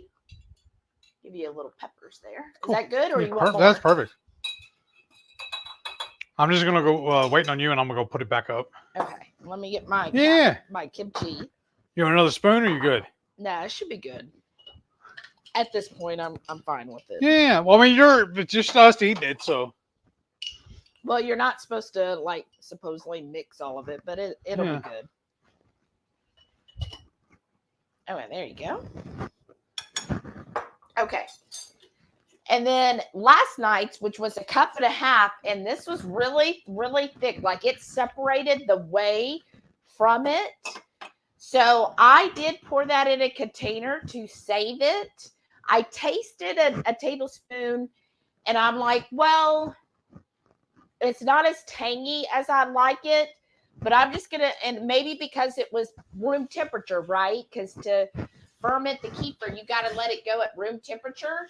And it was room temperature. So, I don't know.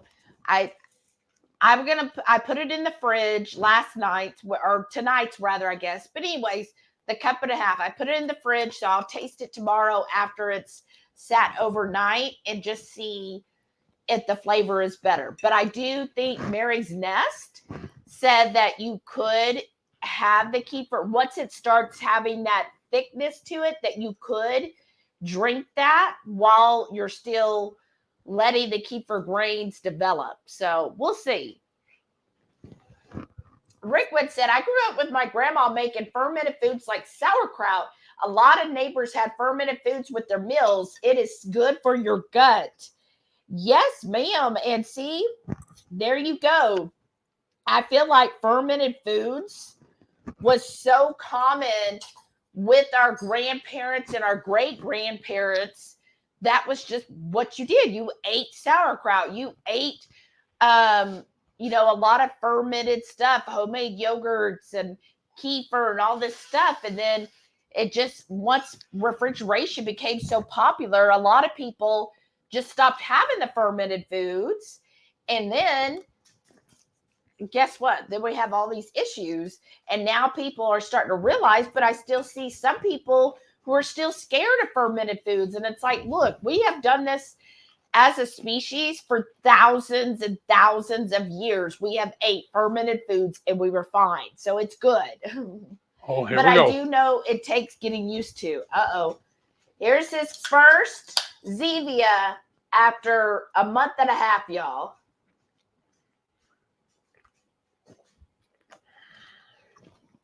It's still delicious. We'll see how that goes. Maitreya said, I love fermented foods, especially kimchi. Me too, Maitreya. Like, I absolutely love kimchi. And I have to say, for those that are like skeptical about fermented foods, like I think a year or two ago, I had some like kimchi and stuff, and it just didn't taste good to me. And I feel like as my gut's been improving, the better and better they taste. It's now to the point where my body actually craves the fermented foods. It's just like a weird mix now that it's like, oh, that's good. Can we get it even more fermented and have more of this? Debbie said, Shelly is dreaming of fermented things now. Fermented, demented, you choose. Right? Right? Like he keeps saying, I'm going to eventually ferment him. Wake up one morning, I'll be in a jar. This is a mega salad, y'all. It is. What's that one restaurant? Super salad? Right? Oh, Strange said, I love kimchi also. It has so many uses and tastes so incredible.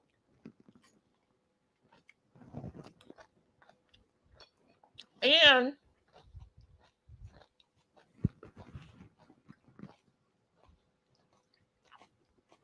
I find what I like about kimchi is there's so many nuances to it. Like some people use fish sauce, some people use like rice vinegar, some people use other things. And even like at our local farmers market, I have gotten 2 different booths had their own homemade kimchi. Like one, he's a small farmer and he makes kimchi, and he also does a lot of pickled veggies with this stuff. His is good, but it was not spicy at all. Then another lady, she just had a sign out. So I said, well, I'll take your kimchi. Is it spicy? And when she told me my mother makes it and she makes it spicy, like right then when she said my mother makes it, yeah. I'm like sold. And now hers, it does say on there apples is part of it. I haven't tasted the apples at all, but I'm not worried. Like some people will be like, oh my gosh, apples are high in carbs. But again, it's fermented. So the bacteria are eating those carbs as their food. And hers has probably been by far my favorite. Is it spicy though? Because it is spicier, yes. Well, you know, sometimes people say it's spicy, but then it's not. Right. I mean, look, it's not going to be like Shauna would find it very spicy. I find it has a good little kick to it.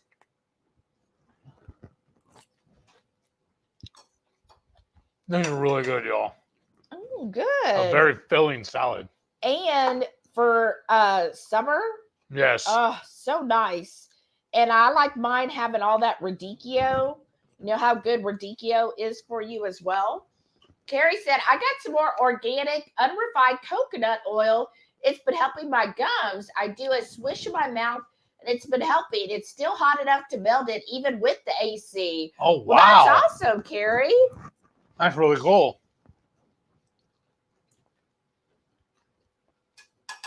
And then Maitreya said, oh, yeah, easy to do. I've accidentally booted someone in the past. I felt so bad. It's funny now, though. And Renee said, I hate when I do that. It happens to the best of us, right? Maitreya? It's too bad there's not a thing on there where like it wants to okay it. Like, are you sure? Right. You know how some programs do that before you finalize it? Right. It's too bad that YouTube doesn't do that. Maitreya says she loves salmon. Me too, Maitreya. And this wild sockeye salmon, Yes. oh, it's so delicious.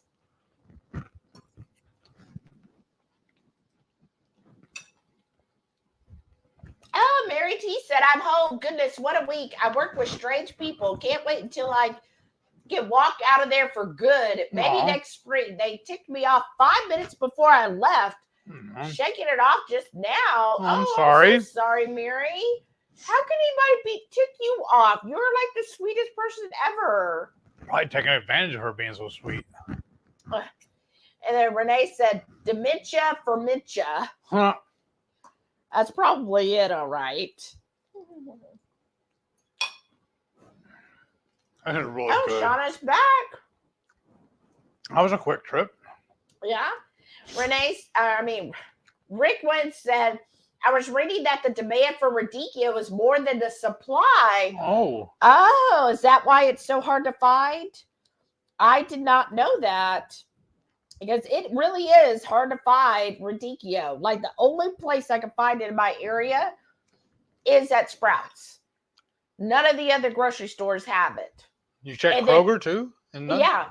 And then what I hate is you put in radicchio and they're like, here's red cabbage. I don't want your red cabbage. I didn't put in cabbage. Stop telling me that. Well, because a lot of people, because they're both red, they think they're the same thing. I know, but I mean, I hate it when you use the app. HGB does a lot. I punch in something and it gives me something totally different. I know. That's true. Would you like? No, I want what I typed in. Sabrina's here. Hey, Sabrina. It's been a while. She goes, hi, everyone. Howdy. We're sitting outside around the campfire. It's beautiful here in central Indiana. Getting in late. What is it you're making? Well, please tell them, Heath. We made a pan-seared salmon, and then we put it on top of a salad. Mm-hmm. What else is the salad? A spring mix, and we got it from a bag. Some radicchio, sliced red onions, tomatoes. What else is in here? A homemade dressing she made. Oh, and avocado. Guess that's it. Mm-hmm. Oh, and our fermented bell peppers. Mm-hmm. And kimchi, and what else? There was another one. There was 3 jars we tried out. The fermented zucchini. Yeah, it's way good. Mm. That worked out perfect because here we are talking about all this fermented food and we were using it. Oh yeah, and I got some Gruyere cheese and some goat cheese. Oh, it's Gouda. Oh, well, it's even better. Radical Heat said she laughs every time I hear the hot sauce name. Mm-hmm. El Strange says campfire sounds great. Sharon said, Gruyere. Oh, it is Gruyere. Oh, whoops. It's Gruyere, not Gouda. And the only reason why we're using that, because I was digging around looking for another piece of cheese to add, and it's a small block, so we just split it and finished it off.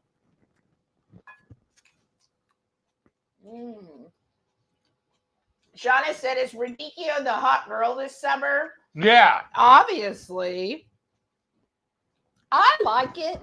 It is a very bitter type of lettuce. Oh, is it a type of lettuce? What's it under? Or is it like an endive? But I find if you do mix it with a good fat, so like our dressing, which has good fats and the vinegar in it, helps like tone down the bitterness. Now, some people will also cook it, and if you cook it in bacon grease, that really helps, and it's really good that way. Didn't you use it at lunch one day this week for making like little lettuce wraps? Kind of like? What did you stuff it with?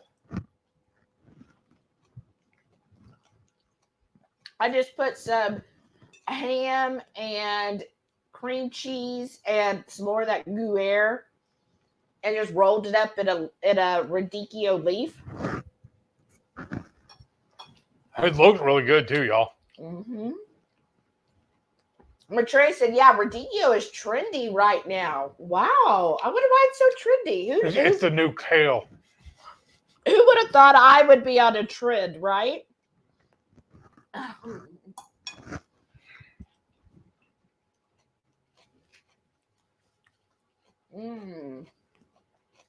Lisa said, I know, I always have to check the hot sauces. Then I say out loud, why do you have to add sweetener? Right? Isn't that annoying? What I really don't understand, too, is when they add 3 different types of sweeteners. I They'll put know. sugar and maltodextrin and what other one? Maple syrup sometimes. I'm like, why? How can this hot sauce be hot when you put all these sweeteners in it? Debbie said, I just smile when I watch you two together. You're the cutest. Aw, you're so sweet. You and your husband are the cutest. I saw y'all's pictures. I was like, oh, look, they look so sweet together. Right? Aw. This is so good. Gary said, don't cut the cheese on a live. Too late. We could all be great and cheesy with that Gouda. Right? Well, apparently I said the wrong thing. Sabrina said, I know about the pill thing. I had to go back on a stomach and thyroid pill. Oh, no. I'm really hoping to get a thyroid pill because I started taking Brazil nuts that are supposed to help. Oh, really? I sure hope so, Sabrina. That sucks when you have to go back on a pill. Well, hopefully you can find some things to help you and take it back off of those. Oh, that reminds me. You'll be really good in this. Mm-hmm. I was thinking about it earlier. Sprinkling some pecans. That's true. If you wanted something else, a little bit crunch. That's what I'm gonna go get it right now.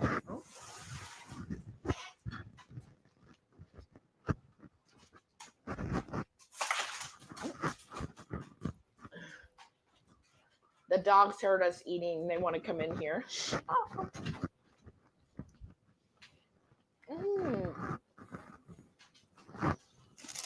Oh, wow, Sabrina. She said she's having an endoscopy after KPL in October. Hope I can get off the stomach pill after they find nothing wrong. Right? I sure hope so, Sabrina. That sucks. Endoscopies are not any fun. Well, I hope everything turns out good for you. And then you could be like, okay, I don't want this pill anymore. Do you want any?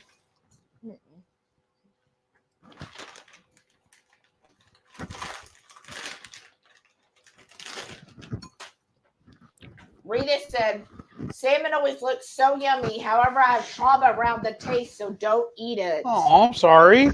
Oh, that sucks. Is it because you're up in the Northwest? Is it kind of like Sean I know is traumatized from salmon? Luckily, the only thing I have from that, like food trauma, was beans and rice. We ate that a whole bunch growing up. So I'm so glad we don't eat it on keto. Right? Laura said, our avocados are so pretty. Oh, thank you. I didn't get to pick these out because the Instacart driver picked them out. So.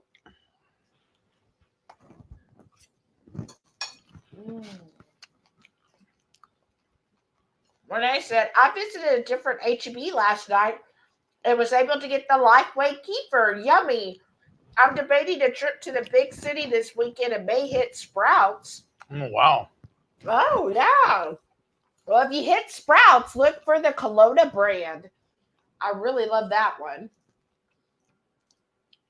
L. Strange said, I saw a whole milk Lifeway Kefir at the store yesterday. I haven't seen the whole milk unsweetened before.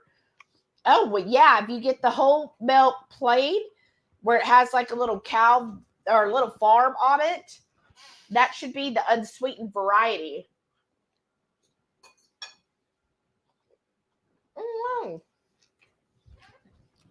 What was it? Too Crazy Keto. Hey. Joe and Rachel, welcome. Howdy. And Trey said, that salad looks fantastic. Thank you. And Sabrina said, that looks amazing. Thank you. And Debbie said, that salad is beautiful. Wow. And 22 Cute Cat said, looks beautiful and yummy.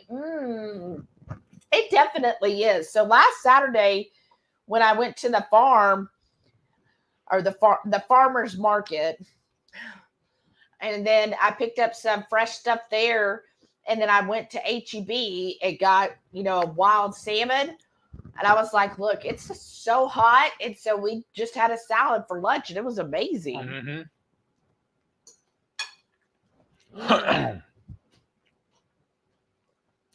Renee said, I made salmon salad last night after seeing y'all's. I was craving it. Aww. That's awesome, Renee. I hope it was as good as it looked. I'm sure it was if you made it.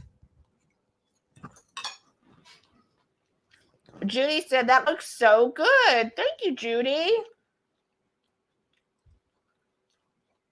Renee said, he seems a little grumpy or edgy. Guessing it was because he had to rush after work. Maybe. Well, I'm glad it's not just me. Yeah.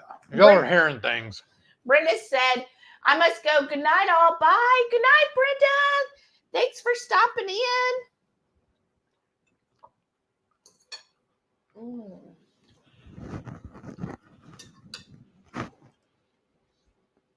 Lisa said that kimchi liquid is great in soups or other dishes. A kimchi fried cauli rice. Oh, okay. That would be.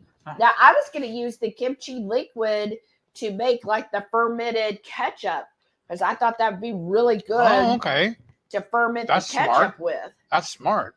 Oh, wait. I just found another piece of fish, y'all.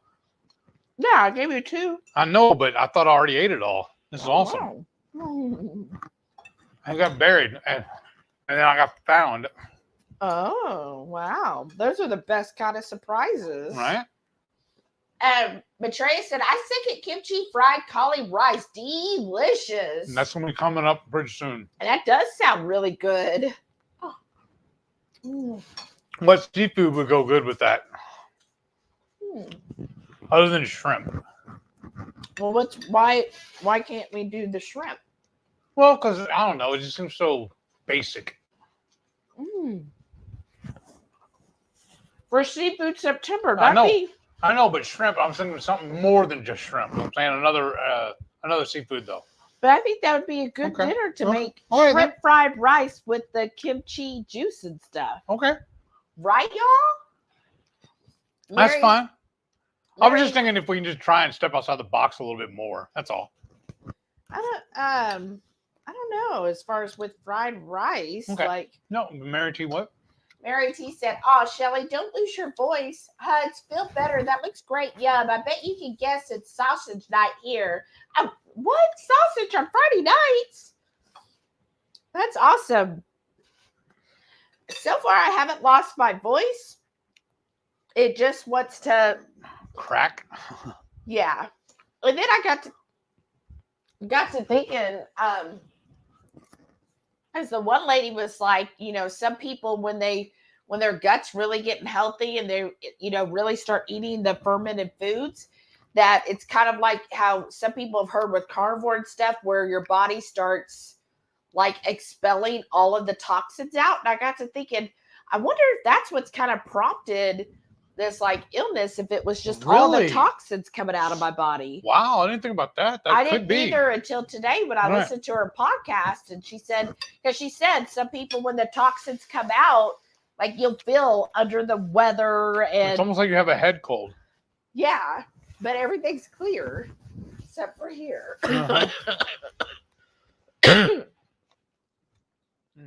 Sorry, y'all. Shauna said, laugh out loud. I'm half listening. I thought Shelly said bourbon and booze, not fermented foods. That'll work too. I mean, that sounds good.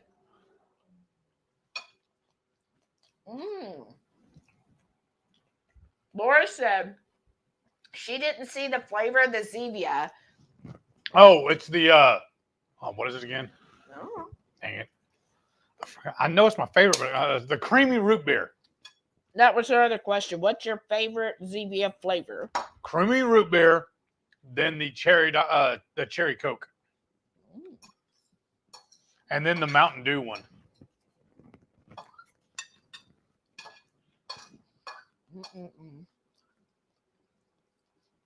Oh, this is so filling. All right. Do you want any more of the dressing? No. I'm good. I have a bunch on the bottom. Thank you, though. Oh, I keep finding more fish. This is awesome. It's like I'm going fishing. And I did put a scallion in this as well. Oh, yeah. And garlic. Nice minced garlic, y'all. But now we're out of both, right? That's fine. I mean, we bought it to use.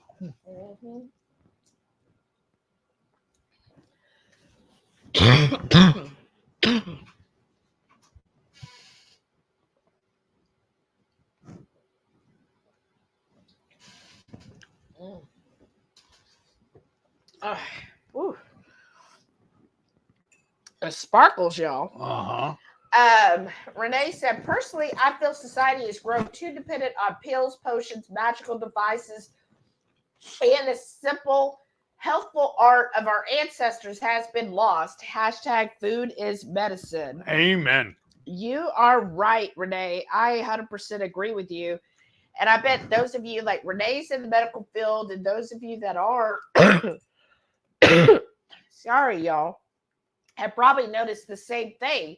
Like a lot of patients just don't know. And, you know, like the doctors just don't tell them. Like you have to be your own advocate and you have to figure out what to do to make yourself healthy. And just like that Donna Schwink said, is you don't go, the doctors only treat the symptoms. And she's like, you got to figure out. And that's why she was like, okay, what would be causing all of this? And she wanted to figure out, instead of putting out, how did she phrase it? I probably got it wrong, but it was like, instead of putting out the fire, find out where the fire started. Or why. And why. And then that's how you figure out how to solve the situation. Well, look at your mom, your parents, rather. Mm-hmm. And your stepdad. And the both of them, you know. Your late stepfather, too. And your grandmother also. The doctors didn't really help them that much with their diabetes. Just more pills, more pills, more pills. Mm-hmm. More insulin or whatever, you know? Well, my grandma was never a diabetic. Oh, I thought she was, too. I'm sorry. Mm-mm. No, just my mother and my late stepfather were diabetics. And yeah, even the dietitian told him, because he was eating all kinds of sugar-free, and she said, you know what?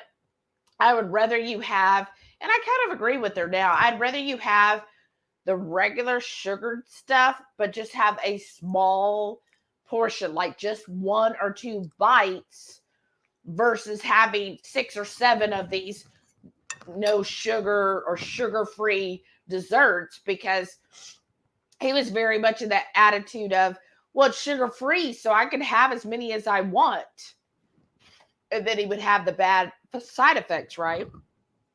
Whereas, like her, she was just like, look, if you want that, just have a small one where it's only 1 or 2 bites. I'd rather you do that.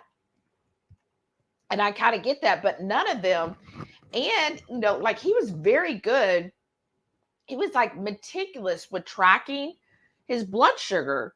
But I don't think it ever occurred to him, like it was just, and I don't know, because I didn't go with him to his doctors or anything. Like when he would eat, and if he ate certain things and noticed his blood sugar would shoot up really high. He didn't really put together the cause and effect. Right. Like, why did it go so high here? And of course, none of the doctors, at least none of the ones my mother saw, which I know is the ones he saw, none of them ever said, oh yeah, watch what you eat. It was just most like, well, you gotta, you know, take this insulin here and this one here and do this one here and blah, blah, blah. But not, okay, well, how do you prevent that from happening, right?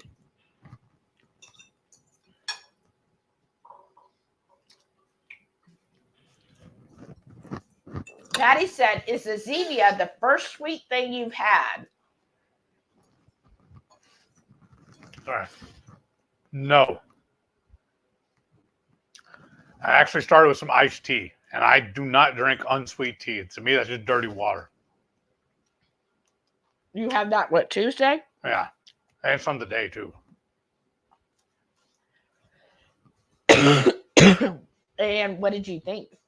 It tasted good. It didn't cause any problems. I really think my whole thing the whole problem was the diet sodas. Because nothing else I've eaten has done anything to me. Sorry, y'all. I'm really convinced that's what it was. Yeah, very well probably was. But yeah, so his sweet tea, which was sweetened with stevia, right? Mm-hmm. Same thing that Zevia is sweetened with.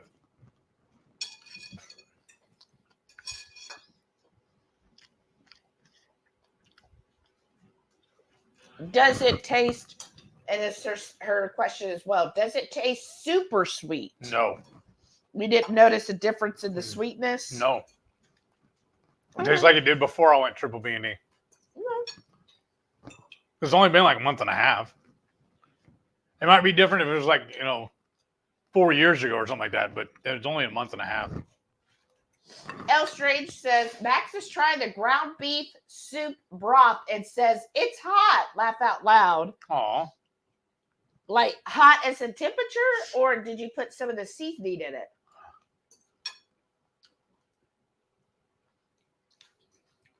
Mrs. Perfectly Imperfect Keto. Hey, howdy.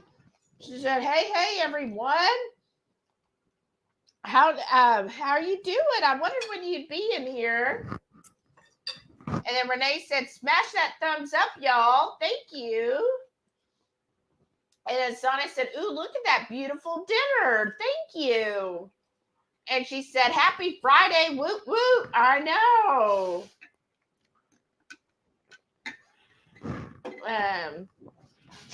Friday for sure. I know. Radical Geek said, kimchi should 100% be spicy. If someone doesn't like spicy, a sauerkraut may be a better option. Uh-huh. Right? But, there are, like, I haven't found,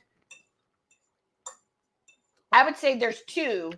The one is a store-bought, and the other is the one from the farmer's market that I would consider spicy. All the other ones, I feel like they tone it down. I have not noticed that any others. And there's another one I really like too at Sprouts. But again, I wouldn't say it was spicy. I think most folks, your general public, don't really like spicy.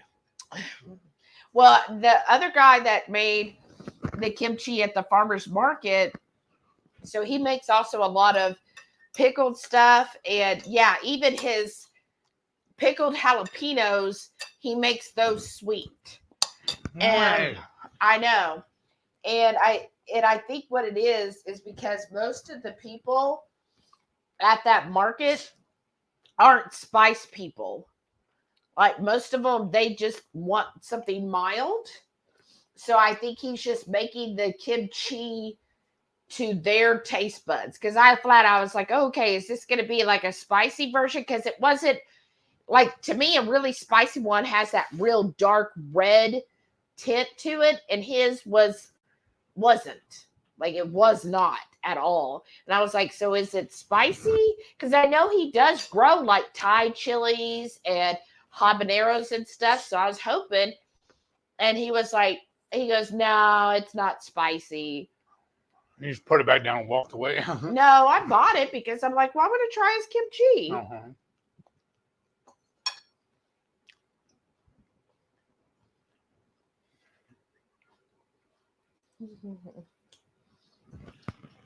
Renee said she even spices up her sauerkraut, right, Renee? That's why I'm making the Credito. Maitreya, Radical Geek, have you heard of that? Credito? So it's like a spicy sauerkraut. So that is actually, it's technically done, but I'm just letting it ferment longer just because I really want that sour punch to it. That'll deepen the flavors. Mm-hmm. Oh, hey, Sharon. Hey. Welcome back. She said, I just got here after a long, busy day. Worked late tonight, then went to visit with my Uncle Jimmy. Celebrated his 80th birthday today. How's the horde tonight? Looks yummy.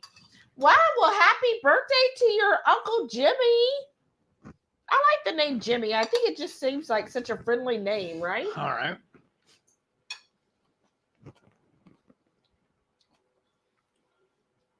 Carrie said, not sure if I had told this. When I was in the Navy, my Asian friend wanted me to try kimchi and it tried to blow my socks off. I'm glad I could handle the heat. Wow, that's cool. Was it like his homemade kimchi? And he said, I like salmon as well, right? Salmon's so good. And we did get lucky that it was on sale this week. Renee said, yeah, Shelly made Heath talk to give the description so she could eat some. Right? I try.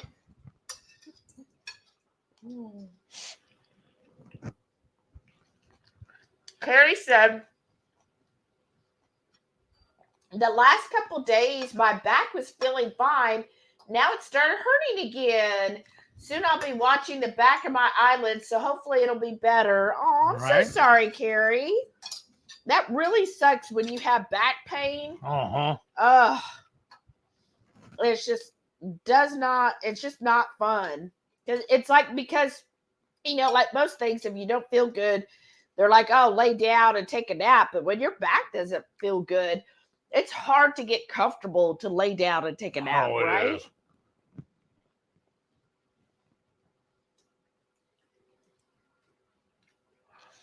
Harry said he used to eat radicchio.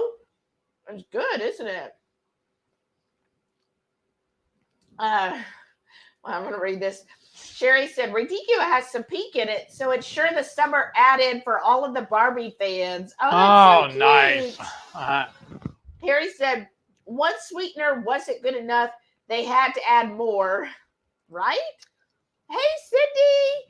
She said, hello, everyone. Sorry I'm late. Well, I'm glad you're able to make it, Cindy. Renee said, or when they muck up a hot sauce with lots of sweeteners and fruits, right? Right. Right. And then tell them about the sriracha. I don't know if you even want to get it out in a few minutes, but the one the True Made one. I don't get it. Well, when we clear our bowl here in a second, I'll go get it. Okay. Because it said we just opened it today. We bought it, like, I don't know, 6 months ago, whatever. It's been sitting on the shelf. But we read on it says it refrigerate after opening.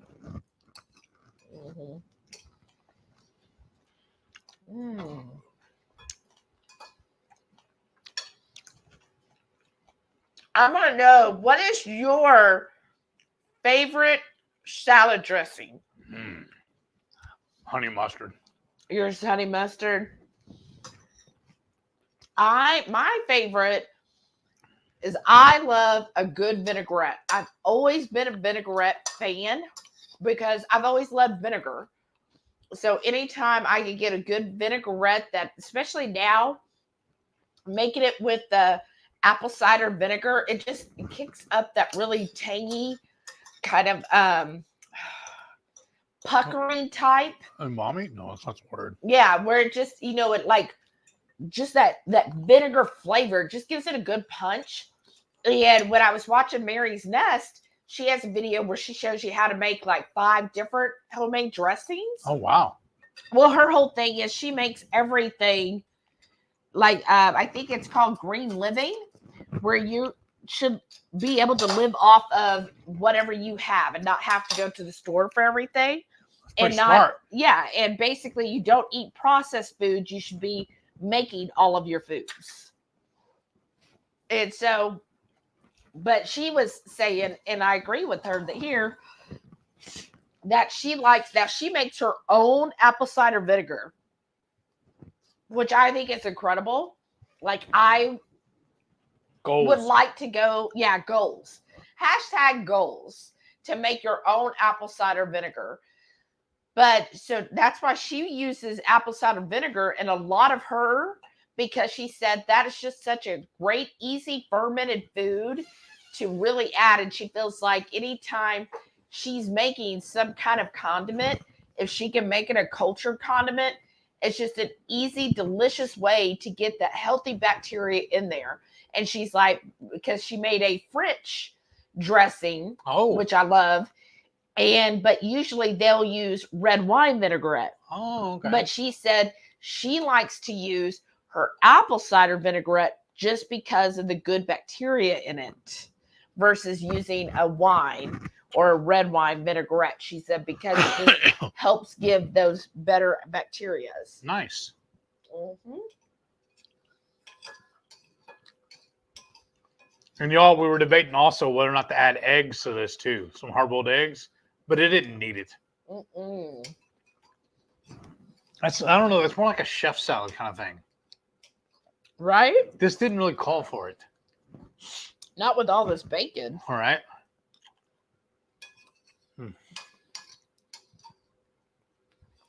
That was a filling salad. Mm-hmm. Did you get any bones? No. Did you? Because the one we got the other night at HEB, it had bones in it. But then she had them, this one she put it in there, asked them to debone it. And I guess they did. Because I didn't see any. I didn't find any, feel any.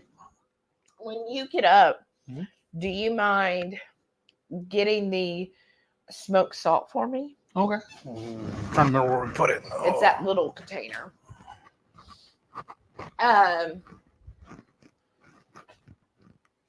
Let's see. This one, right? Yeah. Carrie said, I've seen that you can grind up the pecans to make pie crust since pecans are supposed to have the lowest carbs. Right? Well, that, and also another beautiful thing about that, I'm not allergic to pecans.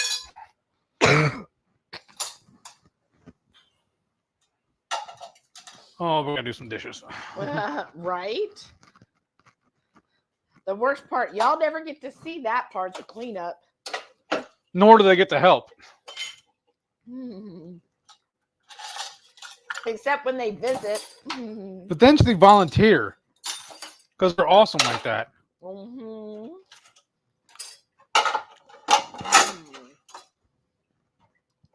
And Gary said, also for pecan to make into flour is less carbs, right? Oh, I never even thought about doing that. It's a good idea. Lady Fitzader's here. Hey, welcome back. Said hello, peoples. Finally made it in here. Well, I'm glad you did. What's up, buddy? Rita said it was a childhood thing. My mom would make canned salmon cakes. Oh, goodness. Yeah.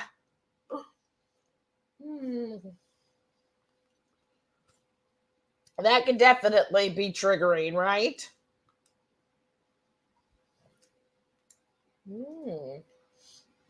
Sherry said, Shelly, is the kefir for helping your gut health? Yes, ma'am. The kefir is one of the, sorry, a little piece of the avocado fell. See, kefir is one of the best things for gut health because it's literally got billions of bacteria and good bacteria in just a tablespoon. So kefir is an excellent gut health item. And that's when I've been listening to Donna Schwink's channel. Like, she's all about the kefir. Like, she gets real into it. She even sells her own kefir grains. And she'll ship those out to you so you can make your own kefir as well. But, like, she is totally into all the probiotics and really into kefir. And she has, like, hundreds of recipes.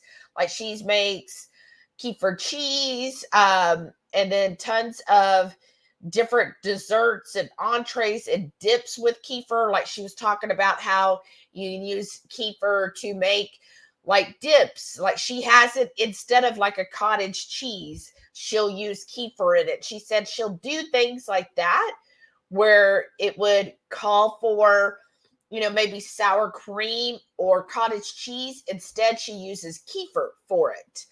And I'm even going to make, there's a dessert I'm going to use kefir for, but again, you don't want to heat it up.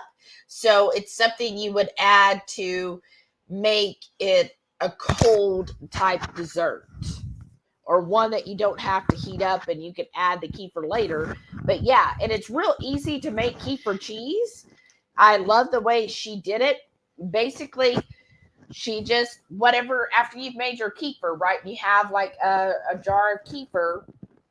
She just has like a jar or glass or whatever, a big enough one. And then she just has her strainer, but she just puts a coffee filter. That's it. Just a coffee filter, pours the kefir in there. And then that way so you have this, of course, not to size, but she had like a big bowl with a strainer that fit over the bowl, down in the bowl, but over it, but, left enough room where it could drip. And then in the strainer, she put the coffee filter, and then she poured the kefir in there, and it filled almost the entire coffee filter. And she put the whole thing in the fridge. And in 24 hours, it was done, because basically all the whey dripped down to the bottom. And she said her favorite thing about the coffee filter is it makes it so easy, because she just pulls the coffee filter out, flips out the cheese, now the kefir cheese, and just peels the coffee filter off of it. And it peels like right off.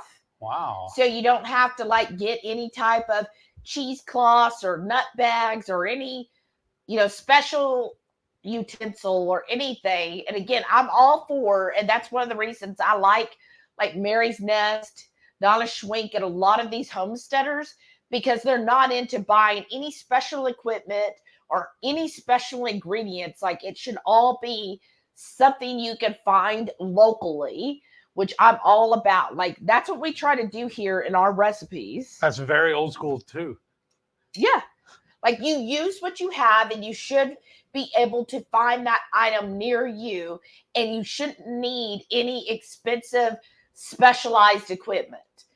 And that's what we've always been about. That's why all of our recipes, we try to make it to where no matter where you're at, you should be able to make that recipe, and you don't need to order anything special or find some special ingredient that's going to be, $20 or $30. Yeah, it might last forever, but you had to buy this special thing. Like, no, none of that. Just whole one ingredient foods. And so she uses the coffee filter because, again, most everybody still has coffee filters because most people drink coffee. So here's an inexpensive way. Coffee filters, even if you don't have any, you can get a bag of coffee filters at the Dollar Tree. And that would be enough there, $1.25, and you probably got at least 20 to 30 filters, right? And she just peels that right off, and there's your kefir cheese. And she said so she'll use that to make, either as cheese, which is great, spread it on something, or mix in whatever, like everything but the bagel seasoning, or chives and fresh herbs, and it basically turns out looking like a cream cheese. Oh, nice. Yeah, and I was like, oh, that's just so easy. And what an easy way. Like, you don't have to do anything special. You just throw it in the coffee filter and put it in the fridge for 24 hours. Like, how easy could you make it? Like, to me, that was just like, I've seen a few other videos on how to make kefir cheese, and hers was by far the easiest, least complex, least steps.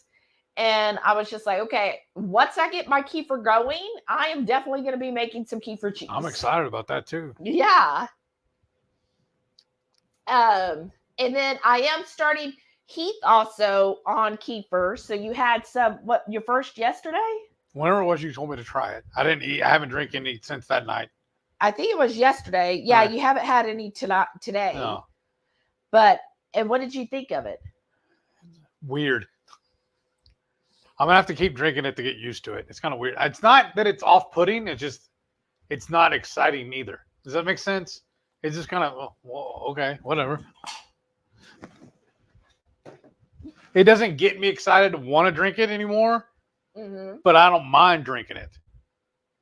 My main thing, the reason why I haven't had any more yet, because I didn't want to drink it from you.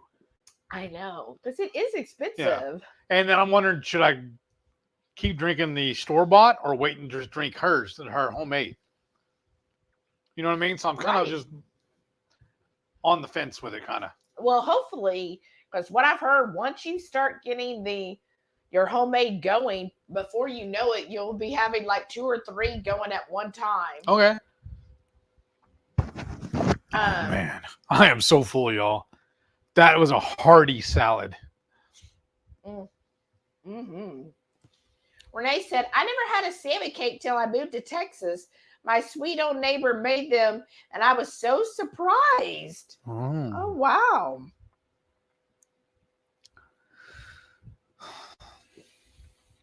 Zenobia said 2 packs. Oh. I don't know what that's about. Let me know, Zenobia. 2 packs of what? Cigarettes? Mary T said, I noticed they are selling kimchi at the dairy I get my cheese from. I've never tried it. You may have convinced me. Well, shoot, Mary, if they're selling it at the dairy place, yeah, try some.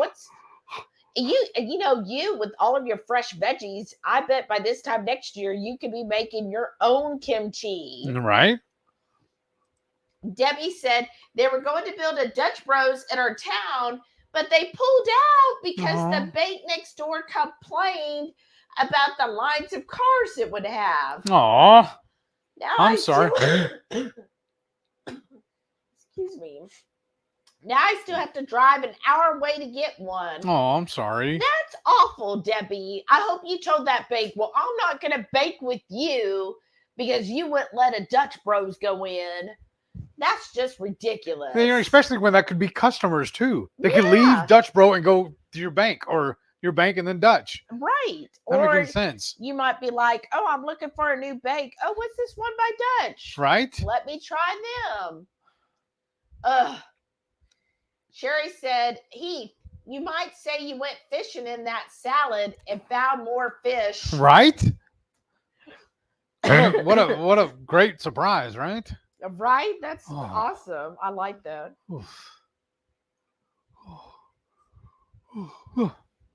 Cindy said, thank you, Heath and Shelly, for coming by the live with Sana and myself. Oh, you're welcome. It was a pleasure. Yeah. So Cindy and Sana are planning to go live every Friday from 5:30 to 6:30 Central Time, or 6:30 to 7:30. Hold on. Eastern. Sorry, y'all. Eastern. Every Friday. Do you need your pills, or is it still too early? It's too early. Okay. I took some coughing pills before the live. Okay, I was just checking. Obviously doesn't help much, does it, y'all? Oh, Maitreya said pork with kimchi fried rice or chicken thighs. Oh, pork belly cubes. Oh. Then we could do that next Friday. But you had something else planned, right? Yeah, but I don't know what it was. My mind just went blank because now I'm all thinking about is that.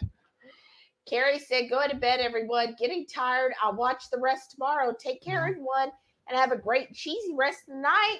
Good night, Carrie. Night. See you on Sunday on Coffee Talk. What did we say we were going to have? That's what was bothering me. El Strange said, yum. I'll have to grab some kimchi. Yes, ma'am. I know what it was. We said we were going to make the carnival lasagna. Oh. But we don't have all the other stuff. We learn to talk. We don't have all the cheese and everything for it. So we don't have all the components to make the lasagna. So we can just push that back and not make it. And so I think we do have some cauliflower rice in the freezer. So. I think so. So then we'd have to we might have everything for that. Except the pork belly. Well, yeah, but she said or pork or chicken thighs. Well, I don't think we have any chicken thighs either, though. No, we have chicken breast. But we have one small one. But I think don't we have some ground pork or something? I don't think so. I have ground beef. Renee said, as far as seafood, maybe a mahi fillet with the kimchi fried rice, as it's sturdier, meatier fish to stand up to the preparation and won't turn to mush. That's a good idea. Like serve it on top of the kimchi fried rice? Yeah, put the rice down first and then put the fish on top. Yeah. That might work. I've never cooked mahi-mahi, though. Or she said, or that seafood mix bag from HEB. Good job, too. Yeah. That would be tasty. Yeah, it's got the calamari and stuff in it, too. Yeah. So maybe that would work, too. And then El Strange said, Max is recovering from wisdom teeth removal. Oh, no, that sucks. Poor guy. So I'm back and forth waiting on him. Oh, I'm sorry. Poor Max.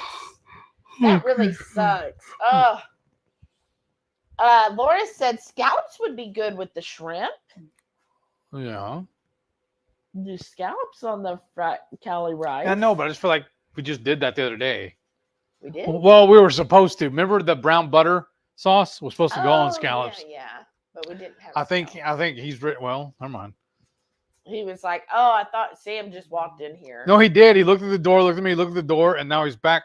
He does this weird thing, y'all. Right at the end of the kitchen right here is a doorway leading to the living room. He'll stand right in the living room at the doorway staring in here like longingly. But he won't actually come in. And now he just left. He walked all the way back in the front room. Mary T said, so smoky here. I was just feeling bird feeders and bass and had to come in. Oh, wow. My eyes are burning. You don't realize how bad until you try to move around outside. Oh, no, Mary, I'm sorry. Sam, you go outside? I didn't know it was so smoky up in your part of Canada. Samson, come here, buddy. Renee said, it was pretty smoky in my little town last night and this morning with the huge brush fire. Why don't you grab your sister? Let's go outside. That sucks. You ready? I agree. Mrs. Perfectly Imperfect Keto said, all these fires everywhere is so heartbreaking. I know. I feel so bad for Lahaina. Yeah. Oh, my God. Oh, yeah. We were talking about that today at work, too. One of my coworkers, she's originally from Hawaii, from that area, and she just devastated over it. She said it's really rough. I know. I feel so bad for everyone there. And then the front street and so hard. And then come here. Because when we were there, we bought several art pieces from the Lahaina Art Society and their whole building, which was an antique jail cell, right? Or courthouse, antique courthouse. It burnt. It's all gone. But they put out a thing that they still have art pieces from their local artist. And they were, saying, please order from them online to, help them with everything that's going on and to help these local artists now that sadly are missing out too. So I felt so bad. Yeah, it's rough. Just devastating. I mean, again, like Sana said, all of these fires everywhere, it just is so impactful. We forget about how bad it can be. Renee said, what was sad was seeing a few deer that had been hit along the highway after being pushed out of their home. Aww. I feel so bad for all the wildlife and humans affected by all these horrible fires. Right? That's so true. And you know how you are about the deer. But yes, that's so sad because they're just trying to flee and it's like going from one dangerous place to another. Right? Poor things. El Strange said they had a wildfire there too. It took down an apartment complex. Oh no. But nothing like the Maui devastation. Oh my gosh. Wow. I'm sorry. Oh man. Shauna said, okay, I'll have a fabulous night. Getting ready to go check in to a new hotel with a friend and grab some dinner. Well, I hope you have a happy birthday, Shauna. Yeah. And enjoy the new hotel. Mary T said, I work with a guy who complains about $700 a month in diabetic medication costs while he's eating Oreos. He won't believe me. Oh, that's so sad, Mary. That is. Well, and that's the thing. Sometimes, like his uncle who's a diabetic, it's like they want to complain about it, but then sugar is such. Let's just say it this way. Food addiction is very real.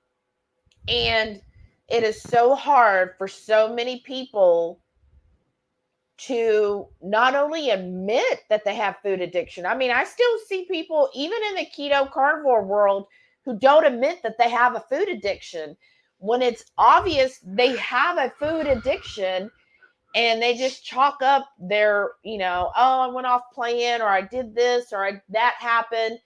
But they don't, it's like they don't see it's a food addiction. And the first step to when you have a food addiction, because we know sugars are so addictive, right? Even that's why a lot of the packaged foods have to put more and more of like corn syrup and different things in it, because like any addiction, you get to a point where it has to be even greater for you to keep falling for it. And until they actually realize that they have a food addiction, it's going to be very hard for them to actually let go keto or go carnivore, because even if they do, they're still going to struggle immensely until they realize, you know what, I have a food addiction. And because I'm addicted to this sugar, to these Oreos, to anything like that, and when you finally realize, oh, I have this addiction, then you can move on. And then it's more prevalent. Like if you do go out with like a group of friends, or you go to your office and they have, a potluck, or or somebody's got it laying out on their desk. Yeah, donuts. Right. And they offer it to you. I think if you actually realize, hey, I have a food addiction, it's easier for you to tell them, instead of, because we know how some people are. If you just say, oh no, I'm on a special diet, or, oh, I'm trying to avoid that, they're like, oh, one won't hurt you. But if you then instead say, look, I have an addiction problem, I can't have that because it'll trigger my addiction, just like alcohol. When people hear that you have an addiction, they're like, oh, never mind. Oh, I'm so sorry. Let me put it away. Let me hide this from you. Like she's got, or he's got an addiction. They have an addiction. Don't put that. Like, I don't want you to have an issue where you fall off the bandwagon because I put this in here. And I think that's why it's more important for people to, instead of saying, oh, keto carnivore is a diet, to, a lot of people, I feel like it's a food addiction. And yeah, cutting out that addiction helps a great deal. But if you actually realize that it is an addiction, you're going to be much more successful, because you'll also see that when you go out with your friends and they're ordering French fries, or they're ordering, some kind of fancy dessert, you'll be like, no, I don't want that because I'm addicted. If I eat that now after I've avoided that for X amount of time, I know what'll happen. I'm addicted to those, and it won't just be one. And then a week later, I'm going to be doing it again, because that's what sugar does, is it builds up in your brain and causes that addiction. And the next time, a week later, your barrier to saying no is lessened, and it keeps doing it. Well, I think also there's so much misinformation out there too. Because like when I first started with this, and I reversed my type 2, I started preaching about it to everybody, like, because I was so proud about it, and people started telling me that I was wrong. Yeah. That there's no such thing. Once you're a diabetic, you'll always be a diabetic. I said, well, no, my numbers don't say so. Right. I was able to take off, stop using the meds. So to me, I'm cured. As long, because remember, like even my mom told me, well, what's going to happen? What if it comes back? I said, Mom, how's it going to come back if I'm not eating sugar? Right. That's how you fix it. Yeah. Because doctors are not going to tell, and I know that too, because like with my mom, the doctor never told her, well, yeah, you should like not be, and not just sugar, because we know that simple carbs turn into sugar. Like my brother. Yeah. Tells us he was quitting sugar as he's drinking a beer, eating a burger with salt, sweet barbecue sauce on it, and the French fries. And no, I think he also ordered a milkshake that day too. Well, I know he ate your potato chips off of your plate. Yeah. We didn't know it came with potato Yeah, chips. I ordered I don't even know a what bunless burger. Yeah, and it came with potato chips. It's like, I don't want that crap. Right. But he ate all that, but he was quitting sugar, and I'm like, all of that will turn to sugar. And he didn't believe me. No. Well, we won't get into that. Sabrina's, she was talking to Shauna. Cindy said, the fires are certainly crazy and so very sad. I know. Sabrina said, gonna have to sign off. Need to take the dog for a potty walk. Have a great weekend. You too, Sabrina. Oh, yeah. It's another thing we're going to tell them about, too, I've been doing. Oh? Every morning before work, I've been doing my DDPY, remember? Yeah. I got one more tomorrow, and then a day off, and then I start, I think, week 8 on this program. Oh, that's awesome. As he wakes up at the crack of dawn. Actually, I don't. I've been sleeping in. My alarm's actually set for 7. Because I have chores in the morning. I can't sleep all morning. El Stray said, I put some of the hotter Texas 5 spice in the ground beef soup. Forgot to say that. He just had a sip. Oh, no. Poor guy. Poor Max. Mary said, yeah, but Shelly, there is spicy and then there's Texas spicy. 2 different things. Very true. Very, very true.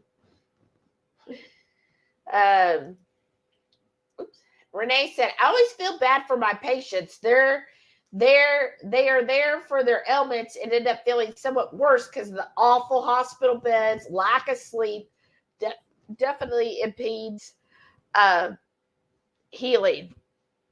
That's right, because I've always thought that was funny to me, because in a hospital, they're like, oh, you just need to get rest, but how can you get rest when they wake you up all hours of the night and all during the day?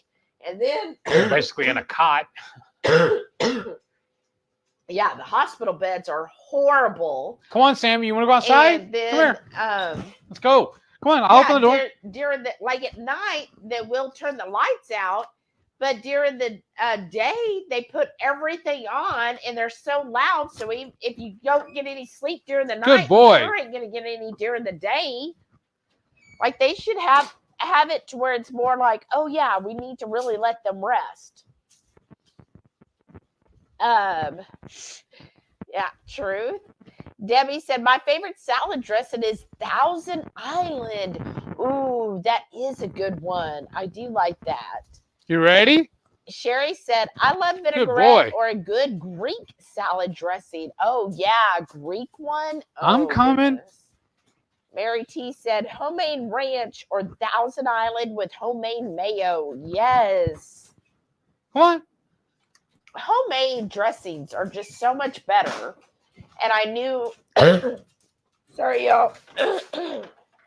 I know Mary T, Mary T, oh my gosh, y'all. Mary's Nest and her salad dressings, one of them was Thousand Island. And again, she used I believe the culture mayo for it. Renee said, fave salad dressing. I've been loving my little mix of sour cream, pickling juice, or jalapeno juice, or kimchi juice, but love balsamic vinaigrettes. Ooh. Oh. Yeah, balsamic. Wow. That's so good. But yeah, sour cream and kimchi juice mixed together? That would be good. Okay. Mrs. Perfectly and Perfect Keto said ranch dressing was always her favorite. That's good. See, I love ranch, but I never liked it on salad. I liked it on other things but salad. Renee said, I usually try to have maintenance replace the mattress, or I add pillows and blankets between the mattress and sprays to give them extra support barrier from the frame, especially at the lumbar and sacral area. Right? That is so true, because those cots are awful. And yeah, you can feel that frame. I mean, I know when I had to have surgery on my arm, I thought that was just, the bed was just so uncomfortable. It's almost abuse. It really is. It's almost a torture rack. Laura said, I haven't had salad dressing for over a year. I just use olive oil. Oh. Well, olive oil is like perfect to, add flavor to anything. Renee said, I prefer to make my own concoctions to top salads depending on my moods. Right? Now you want to go outside? Really? You don't want to come with your brother? Here, come here. Come here. Renee was singing, clean up, everybody clean up. Right? Laura said the pups are quiet tonight. I mean, they were laying on the couch. Good night, sleeping. Patty. I know they were sleeping. Yeah, usually Lynn asked about them, but now, Delilah's, she's right behind you, so don't move. Mm-hmm. Delilah's in here looking for any drops. She's my little scavenger. But yeah, they've been pretty quiet tonight. That is true. Hey, Keto in the Mist. Welcome back. So joining late, watching behind story of my week. Right. It's all right. It happens. Let's see here. Renee said, one of my favorite things about the HungryHorde is the simplicity and ease to prepare your recipes. Aww. And y'all explain how for folks that may not have an Instapot Blackstone smoker, you make things accessible and easier. Well, thank you. I'm thinking about doing a video where we actually cook the brisket in the oven just to show people that don't have a smoker. That's true. But at the same time, I'm waiting to do it in the winter. I know, because I don't want to have an oven on for that many hours. Come on. You're okay. But yeah, and again, a lot of recipes, it's easy. If you don't have any type of smoker, you could definitely still do it in a regular oven. Renee said, you have built my confidence in the kitchen, and I'm certain you've done the same for countless others. Thank you. Thank you. Oh, that's so sweet. You're going to make me start crying. Stop it. Thanks, Renee. Thank you. And Debbie said, he sounds like he's painfully full. Yeah. I still got room for ice cream, though. Yeah, it was definitely a filling salad. Yeah. I'll tell you that. Sana said, haha, so I may have a carnivore lasagna coming up. Just saying. Sound familiar, Cindy? But are you going to do a white sauce or red sauce? Right. How carnivore are you making it? That's why we're wanting to do it, though, because we have that open jar of the marinara. Yeah. And we wanted to do something with it before it goes bad. Right. So maybe we should still do it. Well, we can still cook it. We just don't have to do it on the live. Because my plan originally was to cook it on the live for y'all, and then also being multi-purpose, I could use it for my meal prep also. That's true. But I think, don't we already have videos out on both of those? I don't know if we ever did it with the white sauce. Let's see. I thought we did. I don't remember, honestly. Let's see. Yeah, here it is. Carnivore lasagna. Want a white sauce? I think so. Italian. Yeah, with the white sauce. Okay. There's totally carnivore lasagna. See? So we don't have one with the red sauce in it. We had the bowl. No, we do. Oh, yeah, we have the bowl. I don't know if we've done the actual pan, though. Night feast. Oh. Yeah, then we did lasagna in a bowl. But, yeah, we haven't done a traditional lasagna with a marinara. And the only reason I want to do it is to use the rest of that marinara up. Right. But then, like I said, though, then we got to get all the cheese, too, though. Yeah. Or, what we could do, I guess, since we have the hamburger meat, we just do no sketty and use the marinara up. That's true. I don't know. Renee said, Heath, I could definitely help you out on the seafood ideas and mahi. So many options besides shrimp. Go different and step out of your comfort zone. That's what I'm wanting to do. That's what I'm saying. Instead of doing the traditional, I was trying to think of outside the box. So thank you for that. For step out of your comfort zone for Seafood September. Make it a mission to do all new to you seafood. Well, see, that's what I was wanting to do. Honestly, I was wanting to do every meal seafood. But she's like, well, calm down. Slow down, Turbo. Let's just do the feast that way. Yeah. And so I was thinking like redfish. We used to eat redfish all the time back in the day. Well, she's saying try different fish you never tried before. Let's do some shark. Yeah, we can do shark. But also we want to do it budget conscious. Right. Oh, that's the only other tricky part.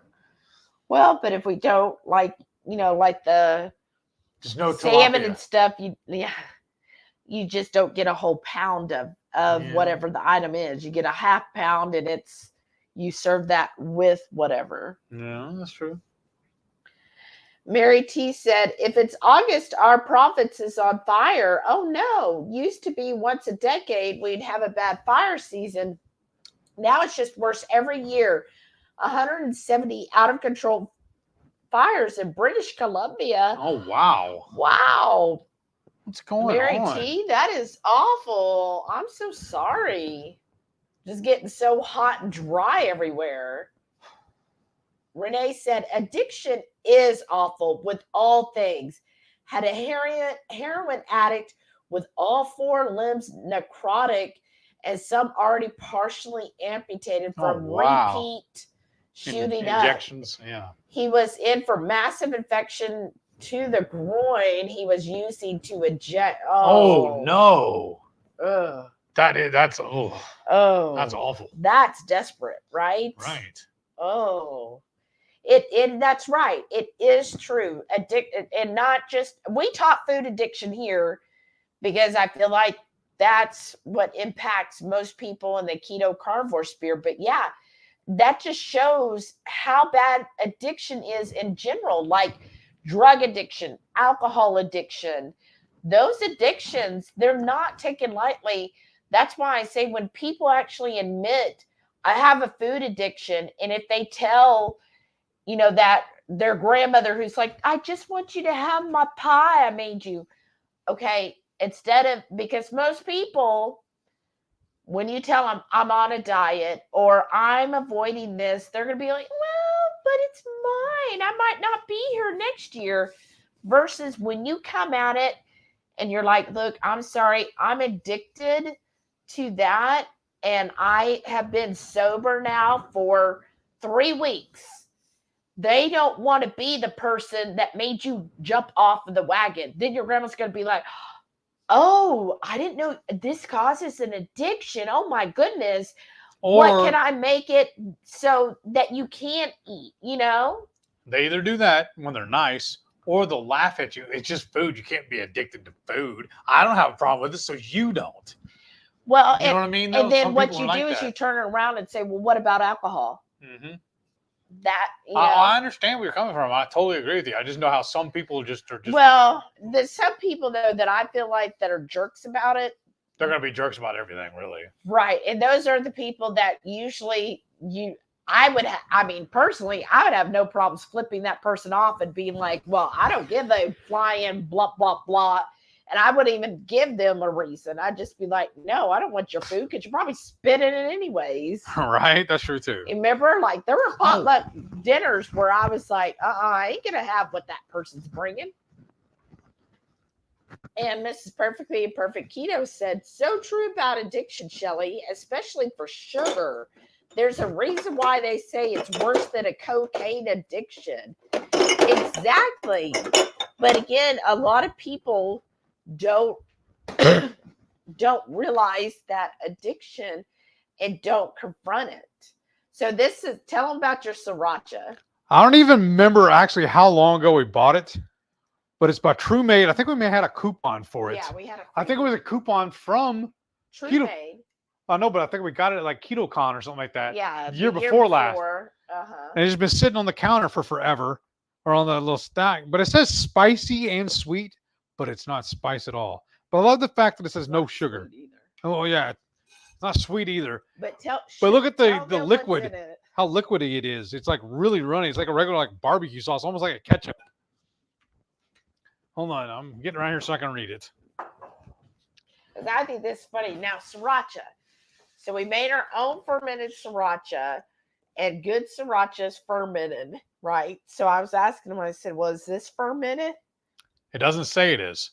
It says ingredients: tomato puree, jalapeno puree. Wait, stop. What sriracha do you know that is the base is tomato? Well, it's a veggie sriracha. But I'm just saying. But then again, wasn't our sriracha veggies? Because we use peppers. Aren't peppers veggies? Yeah. But anyways, continue on. So, okay, tomato puree, jalapeno puree, butternut squash, carrots, garlic powder, distilled vinegar, spinach, onion powder, salt, and cayenne pepper. 100% American grown vegetables. And it says it's 1 total carbs, 0 dietary fiber, 0 total sugar, 0 added sugar. That's for 1 teaspoon. Yeah. A carb a teaspoon for all those freaking vegetables. Yeah. And it's a Pitmaster barbecue veggie ketchup. No, I'm sorry. It says try ours. Oh. I'm sorry. Our sauces are better naturally. I don't see what makes this a sriracha. No refined sugar, artificial sweeteners, preservatives. What makes this sauce sriracha? What gives them the right to call this a sriracha? They wrote the word sriracha on the label. Right. But that is very misleading because it doesn't taste like sriracha, does it? No, it tastes like a barbecue sauce, honestly. Well, or a weird ketchup. The base is tomato. Yeah. I've never seen it. I don't know if y'all can see it now, but it's a very watery. Well, yeah, because the spinach. But it tastes good. I'm just not in a hurry to buy it again. I think the best thing to do with this is use it for do a rack of ribs and just mop it on there with that. You didn't like the way it tasted either? Well, I don't want to throw it away because it's not awful. You had it earlier and you said you liked it. I said it was okay. Okay. A, I would never buy it again. No. Good thing we didn't buy it. We used the coupon for it. B, yeah, that's right. We got it for free. B, it is definitely not sriracha in any way, shape, or form. And C, like they're adding veggies to that don't need to be added. Like they're trying to make this a vegan sauce without, like, why do you need to add butternut squash and spinach to this? Who needs spinach in their sauces? Like they're trying to own up and be like, oh, we're so healthy because we put high oxalated freaking vegetables in our sauce. Spinach is not needed. Like spinach and kale are like some of the worst veggies you can eat. Like why? Ugh. Anyhow. Sherry said, good night, everyone. I'm fading fast. Good night, Sherry. Thanks for stopping in. But I think, honestly, the reason why we got it, 1, it was free. 2, because it was low carb and there's no sugar. Well, yeah, we got, and because it said sriracha, you were really excited. Yeah. Because you were like, ooh, a sriracha. That sounds better than their veggie mustard. Don't even get me started on that. Mary T said, yes, misinformation. Whenever I tell my friend he can reduce his insulin, he says the doctors tell him he'll always be on it. I say, yes, but less sugar, less insulin. And he might not even always be on it. Like, but again, some people will never listen because they believe the doctors over everything. Mm-hmm. Laura S. said, my doctor never told me I could reverse my diabetes. And I'd like to know how many doctors actually say that they can, because I bet most will say you can't reverse it. Right. And because that's what they're told. Once you're diabetic, you're always a diabetic. I mean, well, both of us have reversed ours. Mm-hmm.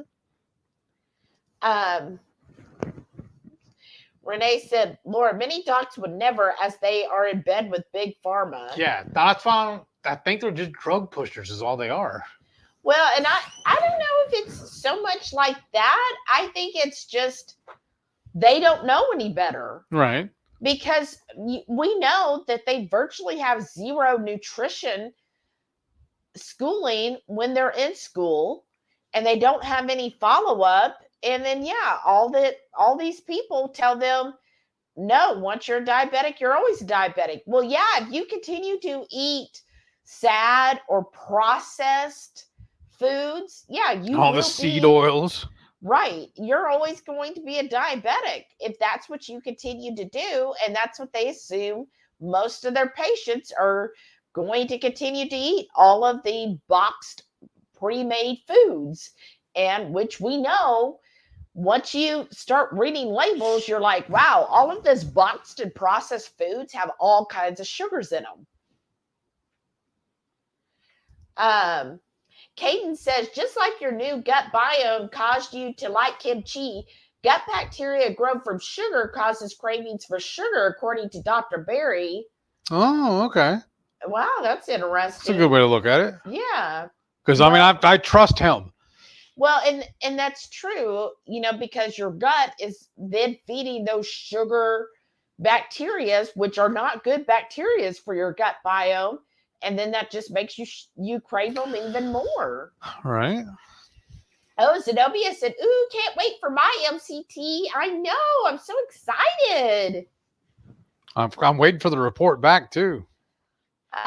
Sada said, been doing medical billing and coding and appeals for over 23 years now. Seen more than I needed behind the scenes. Right? I bet you. That is so true.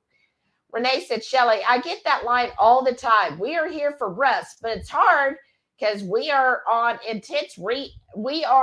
intense rehab facility. Well, and I think there's a difference if they're going to a rehab, then you kind of know during the day. But your physical therapists and stuff, they're not waking people up at 10 p.m. at night to do stuff, are they? Like, surely they get to rest at night. El Strange said, I'm working and all I can hear is Shelly's cough. Did you see a doctor yet? I'm concerned. Oh, I'm sorry. I'm sorry it's bothering you. No, I haven't seen anyone. I think it's getting better. It's not as frequent. You know what I mean? Throughout the day. She's not coughing as much. And when I have the phlegm, it's very clear phlegm and it's very little phlegm. So I think it's working itself out. Its way out. But I have been taking some medicine. Laura said, I always slow cook my brisket in the oven overnight. Ooh, that's good. I wouldn't mind doing it. It's just so hot right now. Renee said, see, told you, always room for ice cream. And Laura said, Heath, you always say you have room for ice cream. That's where I was raised. It's not my fault. Miss Perfectly Imperfect Keto said, white sauce because oldest son is allergic to tomatoes. Oh, okay. There you go. I love a white sauce lasagna. Renee said, I do all of my slow cooked hunk of meats in the oven, slow and low. It was Heath and Shelly that coached me through my first prime rib. Terrifying, but turned out amazing. Yes. And I remember when you were sending me pictures of the different prime ribs you were buying. I was just so proud of you. Look at you. You're like a professional now. We've learned so much from her, too. I know. Great ideas. Like they said, I prefer white sauce over marinara most times. Wow. Mary T said, I use deli sliced chicken for lasagna noodles. Yes. And just use my regular recipe with red meat sauce. Oh. Yeah, that's like our traditional. That's when we get I thought it was turkey. Mm-hmm. You want me to go dig it out and see? Turkey. No, it's deli turkey meat that was really clean.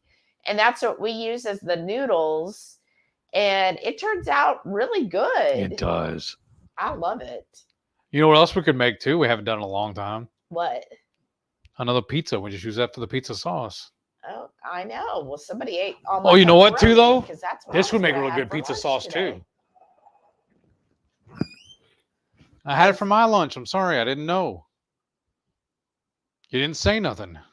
I didn't know you were going to have the pepperoni because you already told me what you were having for lunch, and I didn't hear pepperoni in that. Because I didn't know about it till I found it.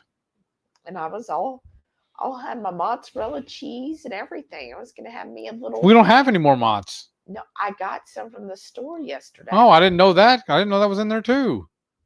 And you hiding stuff from me. Yeah. And I was going to make me a nice little pizza for my lunch today, and then I come in here and I'm getting all my stuff out, and then I'm like, I can't find the pepperoni. Where's the pepperoni? And I said, where's the pepperoni? I'll be back in a minute. I gotta run to the store. Now lunch is done with. You'll have it tomorrow though. Well, you're already going to the store in the morning, aren't you, for your eggs? I guess. But no, I was just like, oh, okay. But what I had for lunch ended up really good. I had some deli ham and deli hard salami, and I wrapped a slice over each piece of Gruyere, and I put it in the oven on warm, and that turned out perfect. Sounds good. Because the Gruyere was kind of like the glue there, because I wrapped it around, and so then when it came out hot, it was just like almost like a mozzarella stick, but with the Gruyere, and it would just stretch. I was like, ooh, this is good. All right, that's what we're making next week. Sada said, ooh, prime rib. So yummy. I know. And Renee said, coworkers had boxes of Mexican pastries today. I was just curious to see what all they were, because they were interesting. They said, Renee, just live a little. I explained, that doesn't tempt me, right? Well, and I've always found, I remember before when I would go like to a Mexican bakery, I always found them too dry. Yeah. Am I the only one? That's what I always found too. I always just found them really dry, and they look great and they sound great, but I was always disappointed in how they tasted.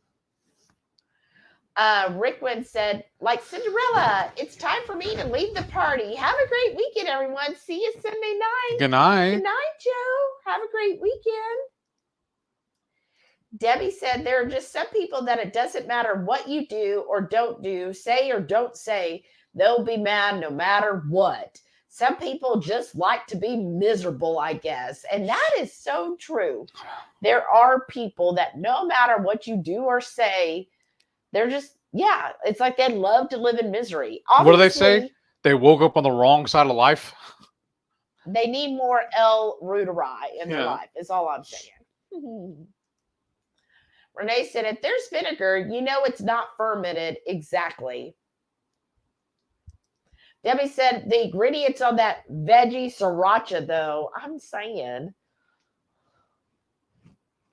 like, I'm just blown away. Renee said, should be called vegetable juice, not sriracha. Another version of V8. Oh, look how watery it is, yeah. That is hilarious. That's V8. That is so true. Oh my God. That made me laugh here, Renee. It's V8. That is so true. That is the perfect description. Like 100%. You nailed it, Renee. It is V8. That's what you have there is V8. Right? Isn't there like 8 vegetables? Let's see. Tomato, jalapeno, butternut squash, carrots, spinach. Oh, there's 5. So I guess it's V5. And she said, not just no, kale no, right? And Renee said, though I admit I tried the fad kale chips way back when. Sad but true. I think I did too way back then, Renee, because I think at the time I was actually vegan. And I wasn't impressed. Even as a vegan, I was not impressed with kale. I was just like, ugh. Well, like I was looking, I need to get another case of these, my 1877s. And they had a special right now. If you buy that, you get free veggie chips. So I went in and looked. Every single one of them, potato starch, potato starch, potato starch. I was like, nope. Right. Yay, poison. Yeah. Veggie chips. Well, I mean, potato starch is a veggie. That's true. Renee said, Shelley, I do agree they aren't taught the proper way in school. However, I wasn't taught a lot of things in school. It's a clinician's choice, though, on continuing education choice courses. That's right, Renee. Yeah, it is up to them to decide. But I feel like a lot of times people, especially in our society, they put doctors on a pedestal. Yeah, on such a high pedestal. And it's like, when you think about it, in every field and every job, There are people who are spectacular at their job. Most people are mediocre at their job. And then you have those that suck at their job. Why aren't people don't put that same thing on doctors? And I'm going to tell you, there are doctors who are really good at their job and do the correct courses and try to improve themselves. Most doctors are going to be mediocre. How do you know they weren't like straight C student and they barely passed, you know? Right. Or they don't take other than the minimum required courses that they have to take for continuing education each year. Well, how many people we know that they said they wanted to be a nurse because of the money? Oh, yeah. Not because they wanted to help people, because they wanted the money. Right. And you know that there's probably, again, that's why probably the majority of doctors are mediocre doctors. They, you know, they're doing what they have to do to get through the day. It's not what they look forward to. It's their paycheck. I guarantee you, just like in any other job that you go out there, the majority of people, mediocre worker, mediocre doctors. And then you have doctors that are just horrible, who don't give a flying flip about their patients or their job. They hate it, in fact, and they're just pushing through because, well, that's what I've got going right now. I mean, most of them, you go look at it, there's jokes about everything. You can't even be bothered to even write their name legibly. There's something simple like that. But I can't write my name legibly when I sign it. Yeah, you can. Strange said, it's not bothering me, just worried. Oh, thanks, Lisa. I really think I'm going to be fine. It's just, like, again, my head's clear. Like you could hear. And every day I do hear her getting a little better, seriously. Like with her voice and stuff. My nose has never been stopped up. My ears aren't stopped up. My throat's not even sore. Like you hear that cough, it sounds awful, but my throat does not hurt at all. It's not itchy. It's never been itchy. Like no problems with my throat. I am like, I admit, like last Friday, no, I guess Saturday, Friday a little bit, but Saturday after the farmer's market, and it was so hot. And then I went to the grocery store to get all this stuff for our salmon salad. When I got home, I was so lightheaded and just exhausted. And I'm sure the, third level of hell, right? Heat did not help. And when I got home, I was just like, look, I need to sit down. Like I'm feeling very lightheaded. I can't stand right now. And, and I did not feel good. Sunday, I did not feel good. Like I would be really cold, then really hot, then really cold. And I slept most of the day. She called into work twice this week. She felt so bad, y'all. Yeah. So Monday and Tuesday, I called into work. So Monday, when I got up at 7, so annoying, but I got up my normal work time and I just took some more NyQuil and I went right back to bed because I could do that. I'm an Olympic sleeper. And I went right back to the bed and I slept most of the day. And I felt a little better by sleeping that much. And then I had really hot Thai soup. The Monday soup was not all that. No, Sunday we ordered the Thai from the one place. Was not that spicy. And so then Tuesday, I called in sick again because I just was so tired. But I wasn't as tired Tuesday. I got up a little earlier, did some things. I ordered for our lunch. I ordered Thai again, and I got the soup. In this place, it was a different Thai restaurant, and I said, I want this extra Thai freaking hot. Like hurt you hot. Please make this hot. And theirs was actually hot, and I only ate half of it for lunch, and I ate the other half for dinner. And I guess that finally did the trick. I felt much better. So Wednesday, I went back to work. Well, if y'all go back and watch this week's World Report, you can hear her voice then versus tonight. She sounds a lot worse then. Because she's, huh? Oh, yeah? Yeah. Well, because you were sick. Yeah. Now you're on the mend. I feel like I am. Yeah. It's just a stupid, stupid cough. Yeah. It's like all of a sudden it just like attacks. And it's stupid. I hate it. I'm a horrible, horrible sick person. Just ask Keith. I get in trouble for trying to check on her. You did not get in trouble. When I couldn't talk right away and you're like, well, how are you doing? And I'm like, and you're like, what? And I'm like, because I'm also deaf. So anyways, I was a horrible sick person on Sunday and Monday and Tuesday. I'm like, can I have some more water? Sure. I know. And he did wait on me. But I was just like, can I have this? Can you get me this? Because I thought I was just done. But then, yeah, I went back to work Wednesday. And I've been feeling a little bit better. I just hate being sick. But as it is right now too, she's not going to go to the market tomorrow. So she's going to sleep all day.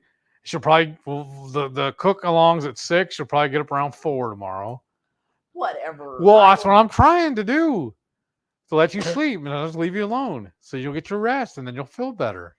Sunflower Dodo said, sadly, in many cultures, food, especially sweets, is equated to love. Yes. That is so true. That's very true. Yeah. And then if you don't eat grandma's whatever, then you don't love her. Yeah. And I get that, food is, a lot of cultures do surround things around food. But yeah, it can be that a way where they, it's like, here's the sweets, but then, we learn alternatives to these. So, slowly we could get there. Oh, Debbie said, how's your job going, Heath? I don't know if I can really make a fair assessment on it, though. It's only been a week. I just started technically Monday. I did work technically 2 days, I guess. Last week? Yeah, I had to go into the store to do my I-9 stuff. And there's one other thing I got paid for, too. I can't remember what it was. I'm drawing a blank now. It was some kind of like orientation thing. Yeah. Yeah. So I got paid for that. Or I'm getting paid for it anyways. It's on the books. But this has only been 1 week so far. I just technically started, Monday. And it's all just been meetings all week, really. Well, Monday was most of the day, I thought was set up. Yeah, because they sent me they sent me all my equipment. I got 2 monitors, a little miniature computer. Like the computer itself is smaller than this laptop. Like it's circumference, 2 monitors, the computer, they call it a compute. And then a headset, keyboard, and something else they gave me. A little camera. Because in this whole week, for the 5 weeks I'll be in training, I have to be on camera. And then and the only other time I'll have to be on camera is in work meetings. And we have weekly meetings. And then you have to be on camera for that. But for like during actual production while I'm dealing with the customers, I won't have to be on camera for that. And then it's really cool too. They have 2 different programs. One is mine, customer service, just for the phones. Then they have another one that's just for chat and for texting. Mm-hmm. That's all they do for customer service that way, though. They don't have to be on the phone. And then other ones like logistics. I mean, we're a large company. We're nationwide, So I can get phone calls from everywhere. And that's part of what they're teaching us is when I'm dealing with a customer, how to pull up and localize to their area. Because a lot of people don't understand it. I'm having to help them explain to the class too that every area is a little different price-wise because of taxes and stuff. Wow. Because like if we drive down, it's an hour down south down there, there's different prices for every store you're going to because of the tax, the tax code in that area. Well, and I thought also you've been spending time, like they had one day HR came in and talked about the benefits. Yes. And today they had time talking about holidays and pay. Yes. And then we got to meet meet my boss's boss. Mm-hmm. When a meet and greet with them, which is really weird because his higher up, actually he was trained. My boss trained his boss. And it's just weird how there's several of those people that have been there for 20, 30 years or whatever. Wow. Yeah, I mean, you can build a career with them, and they even do profit sharing, and it's just weird. But we don't get custom. What do we call it? We don't get discounts on any of the products. And I remember from the last time I worked there, it's because they said we already have the cheapest prices everywhere. Because there's nowhere else we can go down. And then But then we do price matching for the customer, though. And then they gave you a welcome box you got this week. Yeah, that was cute. Where you still got, I don't think she was here when you showed the mug. Oh, yeah. So we got a new mug. Isn't that cool? Yeah, the straw was mine. It has, let me see. Just has a flip top lid. It just locks like that. Either way. Yeah, and then he got an apron. Yeah. Are you going to put your name? Because I noticed your manager, he had like his name almost in calligraphy. Yeah, a lot of them do. I don't know. I was actually going to put Frank's name on it. Hank? Because he's wearing it, yeah. Hank's, yeah. Not Frank. That's what I said, Hank. The Headless Horseman. Yes. And then I got a book, an autobiography or whatever from the founders. That sounds like an intense read. And then a little pamphlet or a little handout, two-sided handout, talking about the history of the company, and then about how they. I thought I was going to be cute wearing my apron to work one day this week, but then when I went to the Q&A thing with the meet the managers, they had a big one where we got to meet a whole bunch of them. They were all wearing theirs, and they were wearing them again today. I'm like, yo, working from home wearing your aprons. That's so weird, but whatever. And then the little write-up thing, the little 2-page write-up, says that they encourage you to do this so you're part of the team. Aww. I'm like, okay. Whatever. And I think it's pretty cool, too. I get a fixed schedule on Monday through Friday. Oh, yeah, that's our work week is Monday through Friday because, like, the last company before, the first of the week was Sunday. Oh. But this is Monday through Sunday. Yeah, that's what I say, Monday through Friday? Yeah, Monday through Sunday. But that's my schedule. I'm off every Tuesday and Sunday. But on the schedule, I put my own lunch. I pick my own lunch and breaks. And they said that I'm allowed 2 15-minute breaks, but I could actually break it up and do 3 10 minutes if I wanted to. Or a 5 every once in a while or whatever. 5 every hour. Yeah. They said the only thing is you're not allowed to have breaks an hour into your shift or an hour before. Oh. And then if I wanted to, I get an hour lunch. I could actually take all of them and do like an hour and a half lunch. Because one lady says she does that and takes a nap. Seriously. And she's in HR. She was the one doing the class today and said that's what she does. But then also they said that I can either do a half hour, a 30-minute lunch, or an hour. But whatever I do, I have to do that from now on. So, of course, I'm going to take the hour. Mm-hmm. And then they let us off a half hour early today, paid. Oh, that's really nice. Yeah. And then I felt sorry, too, because we broke off into little groups doing a couple of projects today. And one of the guys doesn't have all of his equipment yet. He's still waiting. He's doing everything on his own equipment. Oh, wow. Yeah. Sana said, yeah, no bother at all. Just hard to hear like it's a nuisance for you, Shelly. Oh, thanks, Sana. And Renee said, oh, HungryHeath. New name is Eeyore. Oh? I don't know. Sana said, don't worry, Heath. You'll eventually live down eating the pepperoni. Oh, did you eat my pepperoni? I thought it was our pepperoni. And I've been eyeballing it for 3 weeks now, and you never ate it, so I didn't think you wanted it. Well, and I told you not to eat it. Yeah, the other week. And when I told Lakin, I told him the team chat. So you went telling on me. Yes, I did. I bragged about you, too, that you make me coffee every day. But not anymore. Oh, really? I don't do enough around here. I'm going to show you not doing enough. I never said you didn't do enough. I didn't hear your phone's breaking up. What? Oh, my goodness. Anywho, what were you saying? If Emma's Journey is not put out this weekend, don't send help. Yeah, don't send help. But what is it where you call people a wellness check? Don't do that. It's okay, y'all. What were you gonna say? Finish your little story. So I told my team because they were talking about what for lunch, and I said, well, I was gonna have pizza for my lunch today, but somebody ate the last of the pepperoni, and so Lakin put divorce. I was like, no. I said, it's okay. I didn't need to have the pizza. What I made ended up being just as good. At least he makes my coffee. Crafty Carnivore is here. Hey, Hyla. She goes, hey, everyone. She said it. Have your little beef with Lakin.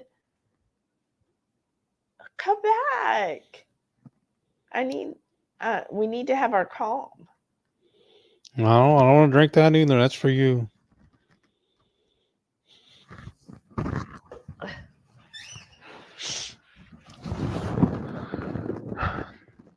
Are you upset?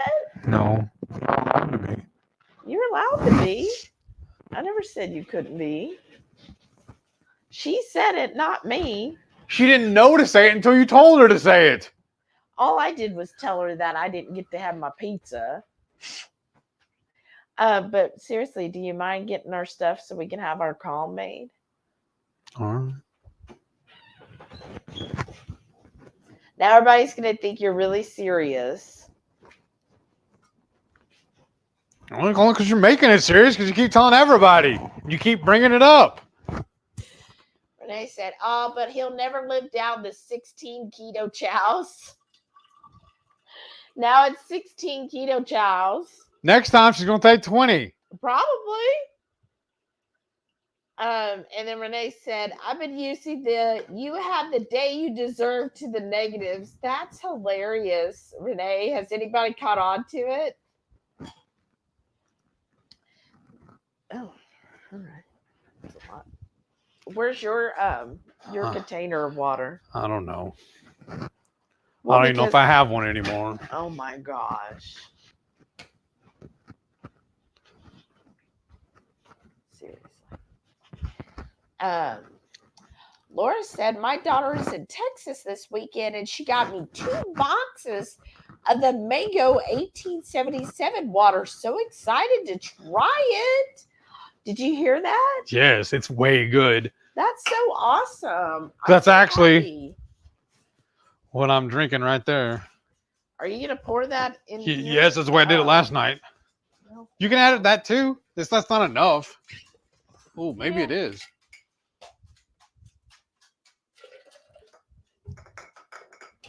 You need to go outside too. Come on. Sorry, y'all. What do you want? You want to go outside? Well, I'm so excited for you, Laura. Oh, Renee said it cracks me up because I've had so many nurses ask me what they would need to do to switch over to the dark side. Are you going to go? I'll open the gate for you. Come on, Delilah. Nursing is not what it used to be. Hey, where are you going? Right? Because I remember when I was in college, like back then, it was like if you became a nurse, it was like a lot of the people at the college where I started off, they had a huge nursing program. And so a lot of the people there that were in my different science classes were in the nursing program. And yeah, so many of them were like, oh, the pay is so great.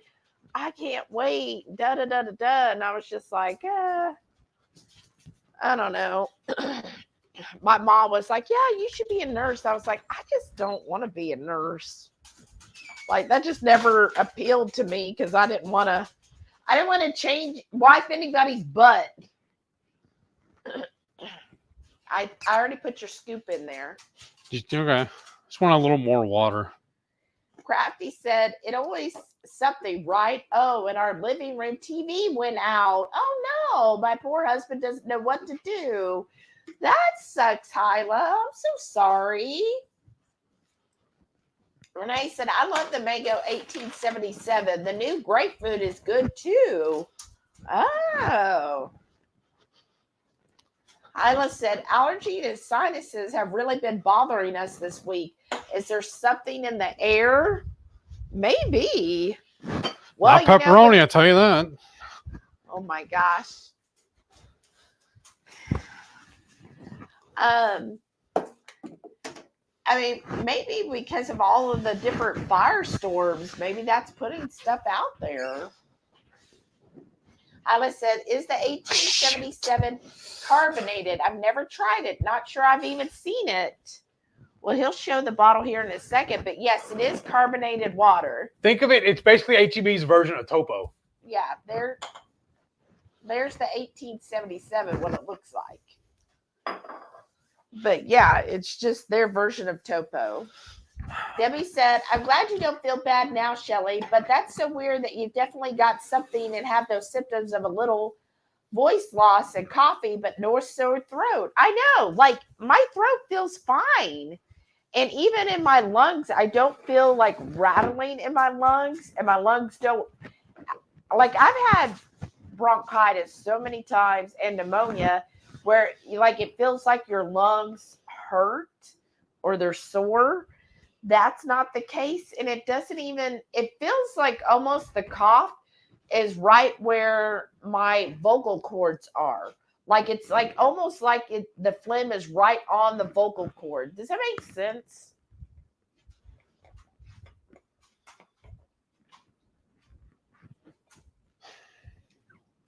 Because it doesn't feel like the cough is like in my lungs type of deal, or even that the phlegm is in my lungs. I don't know if this is making any sense. It feels like it's the vocal cord, because I notice if I start talking a lot or laughing, especially if I laugh, it's like all of a sudden then it really starts like itching, not itching, sorry, no, like it starts wanting to cough.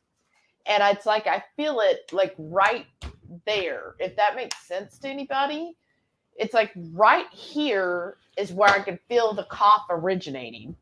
Well, it's because it's the carbonated water, I think. Making it splash out of the container? Probably. Or is it just not getting on all the way? You want me to try? Sure. Ooh. So it tells me it was on. Right? So where's it leaking out of?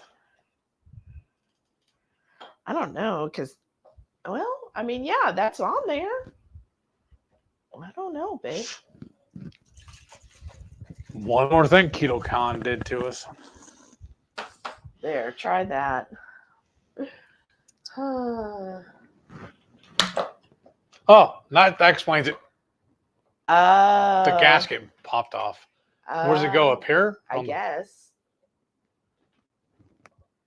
Yep. Okay, there. Renee said 1877 is carbonated and it's HEB. Like HEB's version of Topo. That is. Why don't you pull the actual picture from the internet and show them? Oh, Hyla said they don't have an HEB. That's why she hasn't seen it. Okay. Renee said, if y'all are going to any of the keto events, ask a Texas friend to bring you some 1877. They're yummy and inexpensive. But double check me, though. Isn't it 1877? Because that's the year Texas was founded. I think that's what it says here. Yeah, it says first tapped in 1877, Mineral Wells, Texas, has been bringing naturally mineralized water to the area for over a century. We added carbonation, and now you have the best beverage to drink obsessively during a hot Texas afternoon. Wherever your adventure takes you, know that all roads lead back to 1877. Because they have, this one's mango, they have a regular, and then they have a lime, and then the grapefruit. Yeah. Good night, Mary T. Yeah, speaking of events in Texas, I saw that KetoCon, Hack Your Health Oh, yeah. I think they sent me another email, didn't they? Sent emails this week on their pre-sale. Is anybody, anywhere remotely interested in the Hack Your Health for next year? Nope. Because I think, honestly, for the price of doing all that and the renting a house and all that stuff, we can go on another cruise. Close. Excuse me. Hyla said, there's a small HEB in Carthage. I'll be over there next month for an appointment. I'll have to look for it. Oh, definitely. Yeah, Hyla. Any chance you go to an HEB is worth it. Yes. Debbie said, wow, 5 weeks of training. That's pretty extensive. It is. But I thought you said today they said something about the third week. Uh-huh. Well, I'll send it to you. You told me. I screenshot it and send it to you. I don't remember the exact words. You were verbally telling me that they were saying probably the third week or maybe the fourth week you would start taking calls. I thought we were going to listen to calls. Oh, that's why I was telling you. Look at the picture I sent you and tell them exactly verbatim what it said. The only pictures you sent me were about the holidays. No, it was a screen. It's a black. When you pull up the pictures, there's a black background. So I took a screenshot of the actual text. Yeah, and that all it said is week 3 we go on the phones. Okay, then I gotta get more explanation then. And then when so this is what happened, y'all. So he sent me that, and when he went on break, I said, so week 3 you start on the phone calls. You said, yeah, and I said, are you gonna be ready for that? And he said, yeah, I'll be fine. And I said, so is that when the nesting period? Yeah, that's when nesting would be weeks. Basically, because they 4 told and us 5. Yeah, well, they told us it'd be 2 weeks of nesting. Yeah. So I'm assuming that would be we're still training then. Yeah. Does that make sense? Is my logic all thrown off again? No, that makes sense, and that's why when I asked you, that's what you told me at the time. I think that's what it is. I don't know. I'm still all tore up over the pepperoni. I'm sorry. Oh my gosh, I have so moved on from. No, you haven't. That's why you keep bringing it up. No, you brought it up, mister. I did not bring it up just now. Maybe it's just PTSD from KetoCon. Renee said, yep, I totally already asked Heath to get me a discounted giant skeleton that Home Depot sells. Right? You and me both. Sana said, oh, so awesome that for that welcome package, Heath. Right? And Debbie said, awesome mug. I love Home Depot. Right? And then also, the last job I worked for, they sent me, mailed me all my equipment. And the whole time I was there, I kept all my boxes. When I turned my equipment back in, they sent me all new boxes again, too. Well, this company, a couple other people asked them about that, too. And they're like, no, get rid of it. If we do need to send you the thing back, we'll send you new boxes. So I've already pulled out most of them and put them out there. So I'm going to put them out to the street tonight. I do have a couple of extra cables, but the box they sent me, my apron and the mug and everything, and then it'll fit in that box. It'll take up less room in my office. Oh, the other big box that most of the stuff came in, I'm just going to save it and we put it out for recycling. Right. Because that's one thing I do. We keep, especially like when we buy the dog food, they come in big boxes. I keep it in the laundry room, and all of our recycling throughout the week. All this stuff goes in the box, and then I just carry the box out and put it out to the street. So I'm just pack rat with the boxes, I guess. Highlight says, oh, I want one of those giant skeletons. Me too. Did y'all see there's a giant skeleton? How giant? What size is it? 12 foot. Oh, nice. There's also a pumpkin inferno. Oh, which wow. I would have thought, Renee, you would want the pumpkin inferno over the skeleton. Let me know. And then I've also seen this year, I forget where it's at, but they have a witch that's like flying, and it's like 12 foot tall with her broom. Like the broom all the way to where the witch is 12 foot. I need all of it, obviously. And then all year they could have a family picnic for July 4th. Something that really does upset me about our headless horseman, Hank, whatever. Uh-huh. It says it's not rated for outdoors. I know. Sada said Home Depot's only a few miles from our neighborhood, so we're always shopping there, right? And she said, just love Heath's excitement and happiness about the new job. It warms my heart. Oh, thanks, Sana. Mine too. Thank you. Renee said, oh, Mickey, Heath, Shelly might have her own homemade skeleton for Halloween. Right? Thank you. It's not 12 foot, though. What did you say your height is? 6'2"? I don't remember now. I need another one so I can make it 12 foot. Sada said, been praying big time for them, Hyla. So this feedback is so awesome. Aw, thank you. Thank you. And Renee said, oh, bother, Pooh Bear. What are you talking about? I don't even remember where I heard that way back, but I totally adopted the phrase. I think that's cute. Oh, yeah. Another good thing I found out today, too. It's like the last job I had to work holidays. Well, we only have here at this job, we only have 2 days off, or 2 holidays, Thanksgiving and Christmas. But because I didn't know it, but even in the stores, they're open on Easter Sunday. But I'll always have that off because I'm off on Sundays. But I'll still get paid for Thanksgiving and Christmas. I'll be off those days and still get paid for it. Even if it's on my day off or whatever. And then when I put in for my vacation, PTO, as long as I put it in at least 3 weeks in advance, auto approve. There's no blackout periods or nothing. That's nice. That's very awesome. As I've worked several where they have blackout periods. Yeah. And I'm just where they're, and it always, because my birthday's January 9th. And it always was the first 3 weeks of January. So I can never have my birthday off. And I was like, that is just stupid. Even if I put it in and I'm going to be off that day. And they're like, nope, no approvals for time off for these 3 weeks. Always so mad about that. Donna said, I've used that have the day you deserve many times, right?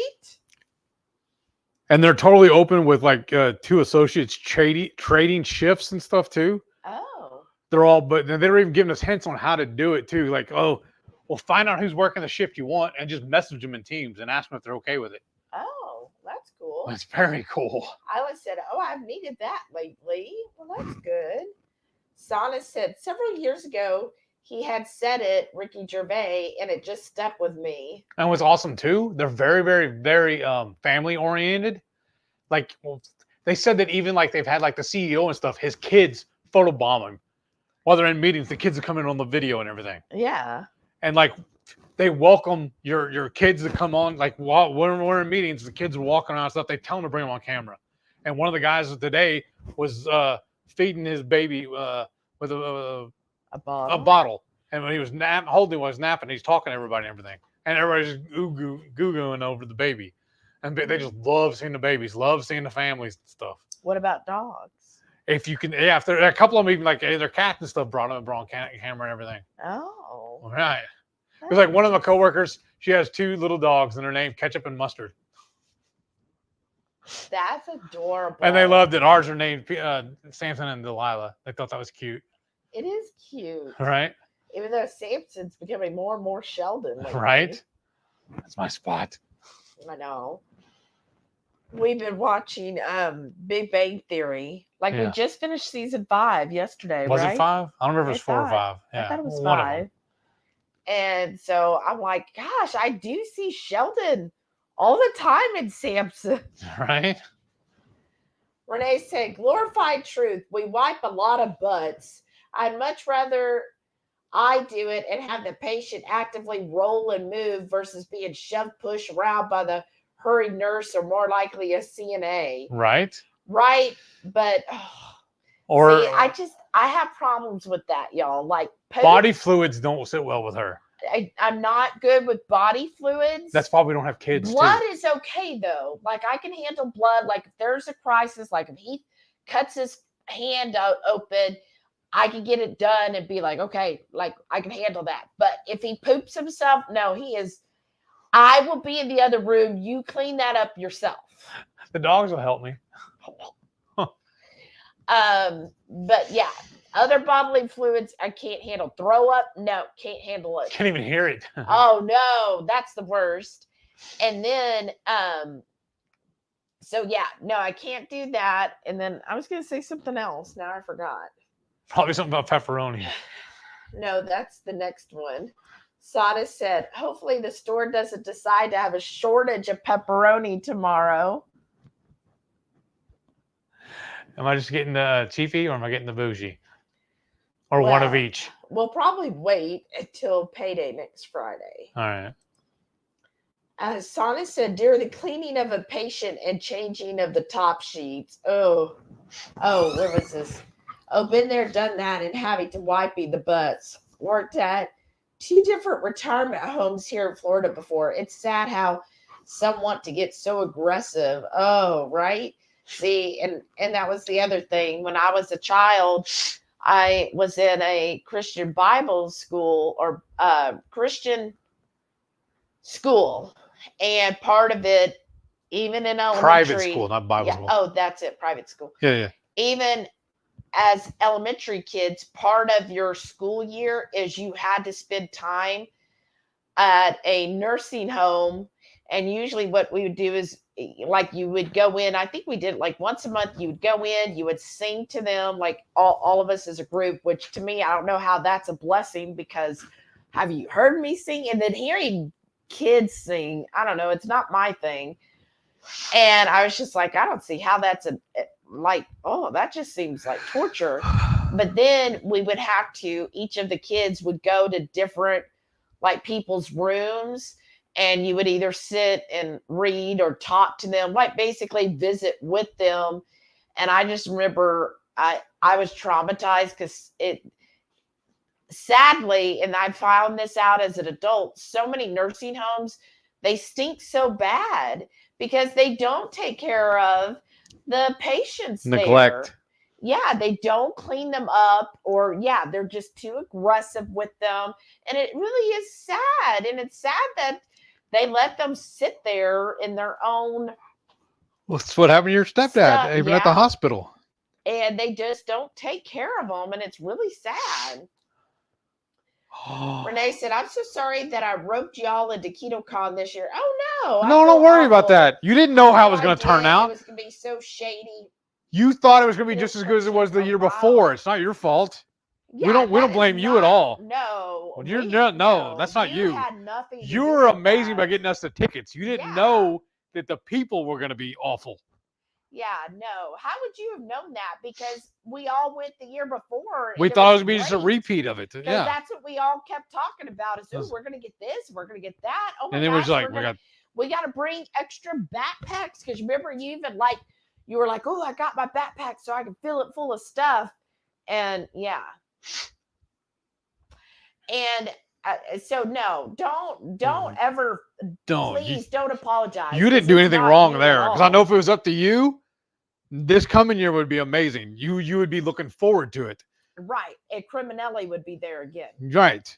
But yeah, I would just say, and then the viral, never-ending emails. Yes, I'm still getting them. Got another one today. Even when I have multiple times, I've said unsubscribe. Yes. Unsubscribe. And then one of them today, I couldn't even unsubscribe. There was no option for it, so I just had to block them. Yeah. Well, even when I block them, they still keep showing up. And I'm like, this is ridiculous. But I mean, Renee, you're not even it's not your fault involved in it at all. It's just ridiculous that's, I don't know. In my opinion, I don't like the way it's gone. And the fact that in their whole promo video and all this stuff, I just find it's very misleading. I guess in a way it's not because it says hack your health and not KetoCon, but it's just, I'm just disappointed in it because I feel like that isn't what we need in the keto sphere. I don't think because they were bragging about in the email, oh, you could go and take a cold plunge and you could try your own personal hot sauna and you could get those stupid IV vitamins and you could do this and that. And I'm like, But like Dr. Barry says, no pills, powders, or potions. And he's the one that said last year too. Most of the stuff out here is bullshit. Right. And I'm just like, why are they so big on promoting this stuff? Because they're charging for it. Well, I know, but I'm saying it just like none of that interests me. You know what I find out for a cold plunge? At the last minute, which I got this from Dave Asprey and Mark Hyman had him on his show. He said first you start with 20 seconds and you build up to a minute.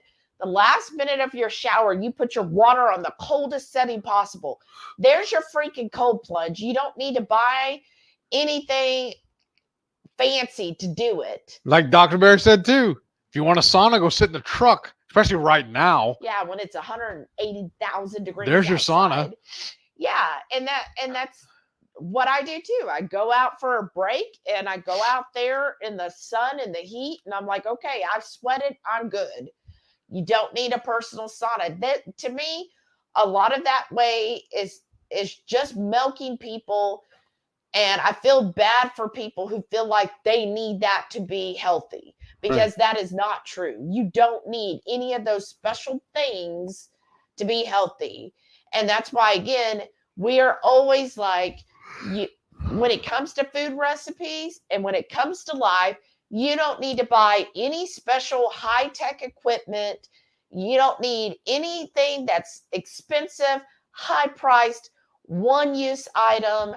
Like you basically, I kind of like a lot of these homesteaders, because that's what, when you get in the farming world, all of a sudden you're a homesteader.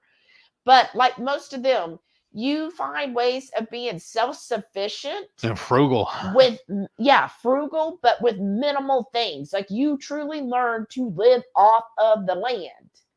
And it's just interesting to me when I watch some of these homesteaders, when they're like doing their pickling, right? Or their canning rather. When they're canning, I don't see them using some high-tech, expensive canning thing.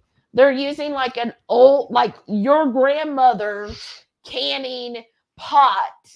And that's what they're using. And in fact, one lady. An heirloom. Yeah. And one lady, I think she was, I think her channel, farm to girl. What is it? Something like that. Farm to girl, or girl goes farming. Something along that. But anyways, real sweet gal. And she's like in Georgia. And she said her favorite thing is she gets either from friends or families, or she goes to garage sales or thrift stores to look for old canning jars. Because she says to her, it means so much more when she's getting these heirloom, basically, they're passed down. Like somebody's grandma's like, oh, I can't can anymore. Here's my canning supplies.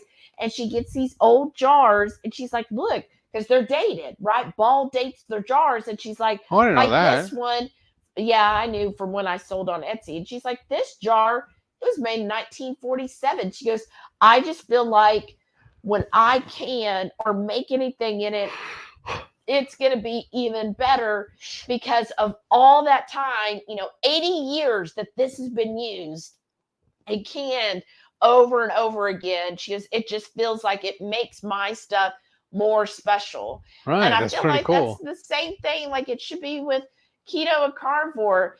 Stop making this hard. Figure out things you can do that's free, that's accessible to you. You don't need any special fancy equipment. You don't need to go buy these hacks for your health. No, just live like your ancestors would and you'll be fine. And then Renee said the pre-sale sale price is insane, as the sale price for a crappier event is $50 more than the sale prices last year for a lesser actual keto event. Well, that's the other thing I don't like about them too, was their parking. Oh, I know. I hate the fees for that.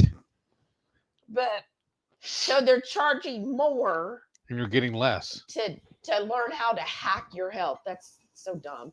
Sydney said she's not going to the KetoCon Hack Your Health, right? Renee said, wait, is there something y'all aren't telling us? Heath is going to be nesting?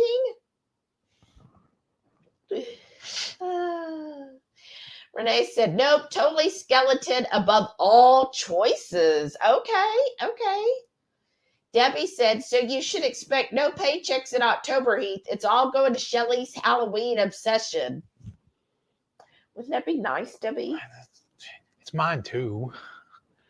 That's true. I love the way our house is decorated with all the Halloween stuff. He actually does love it, y'all. I mean, I know I vocalize it, but if I like Michael's, I don't know if anybody's been to a Michael's recently, but their Halloween, which is already out, is killer this year. Killer. It is amazing. Like, I have watched the videos where people are going and showing their stuff, and I'm like, yeah, one. Oh my gosh. Like, I need a loan. We're gonna have to put our house, get a second mortgage on our home, basically. I already have my Halloween costume picked out for this year. But here's the thing. Last year when I went to Michael's, I would just wanted like one or two things. I brought him with me, and we ended up buying like triple the amount of stuff because he's like, well, this is really cool. Well, I like this too. So I know if we went to Michael's right now, so that's what we're doing tomorrow? We just got to be home by like 4 o'clock, okay? We got the thing. I did get a coupon for 40% off one item. But I know him.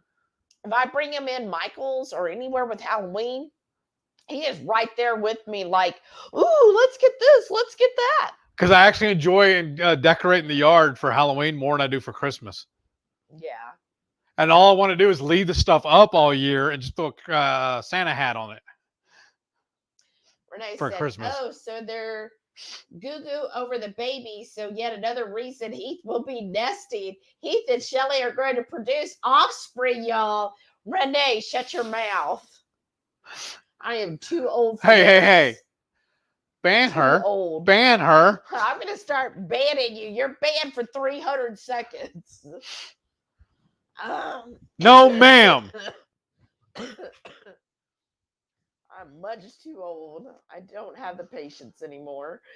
Renee said, I don't mind poo, pee, blood, but vomit, infectious, drainage, narcotic smells. Nope. I'm an absolute sympathetic puker. Me too, Renee. It must be in our blood, right? Like, oh. Well, it's not in your mouth. When I hear somebody else. When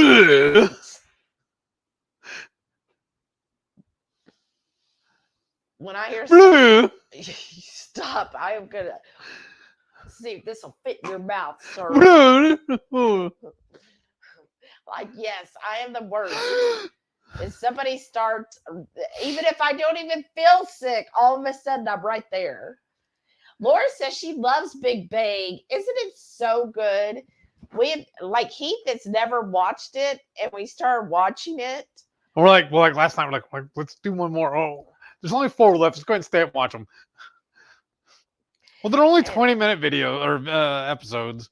I know, but yeah. And it's so funny. We also have Young Sheldon to go with after. I've never watched Young Sheldon. I haven't either. I've watched part of Big Bang before. Yeah. Here and there, because I didn't like. I think at the time I must not have had like a DVR or something, so it's just whenever I caught an episode. Right. But yeah, he's been really enjoying it, and then he was getting all emotional at the season 5 finale. Yes, when they were getting married and they were saying all the sweet things, you were like, "That's right, honey." Oh. What do you not tell these people? Oh, there's a lot. Trust me. Renee said, oh, Shelly, remind me to tell you the time I went with my sister to her work at a nursing home. Oh, no.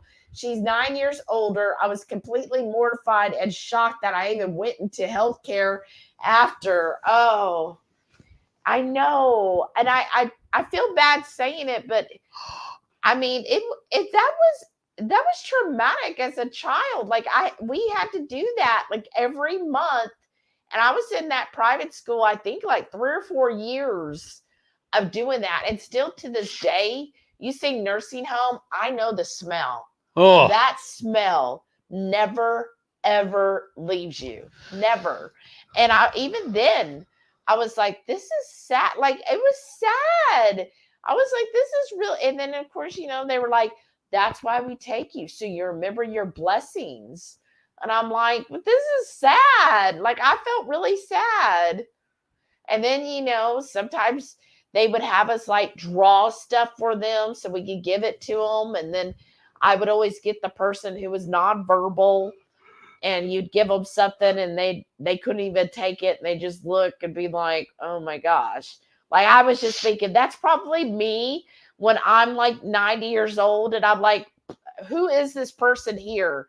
I don't want this child in my presence. That was probably me. Wow. In the future, right? And I'm seeing this person, they're just looking, I don't want your crappy crayon photo or picture that you drew for me. Like, put it in the trash.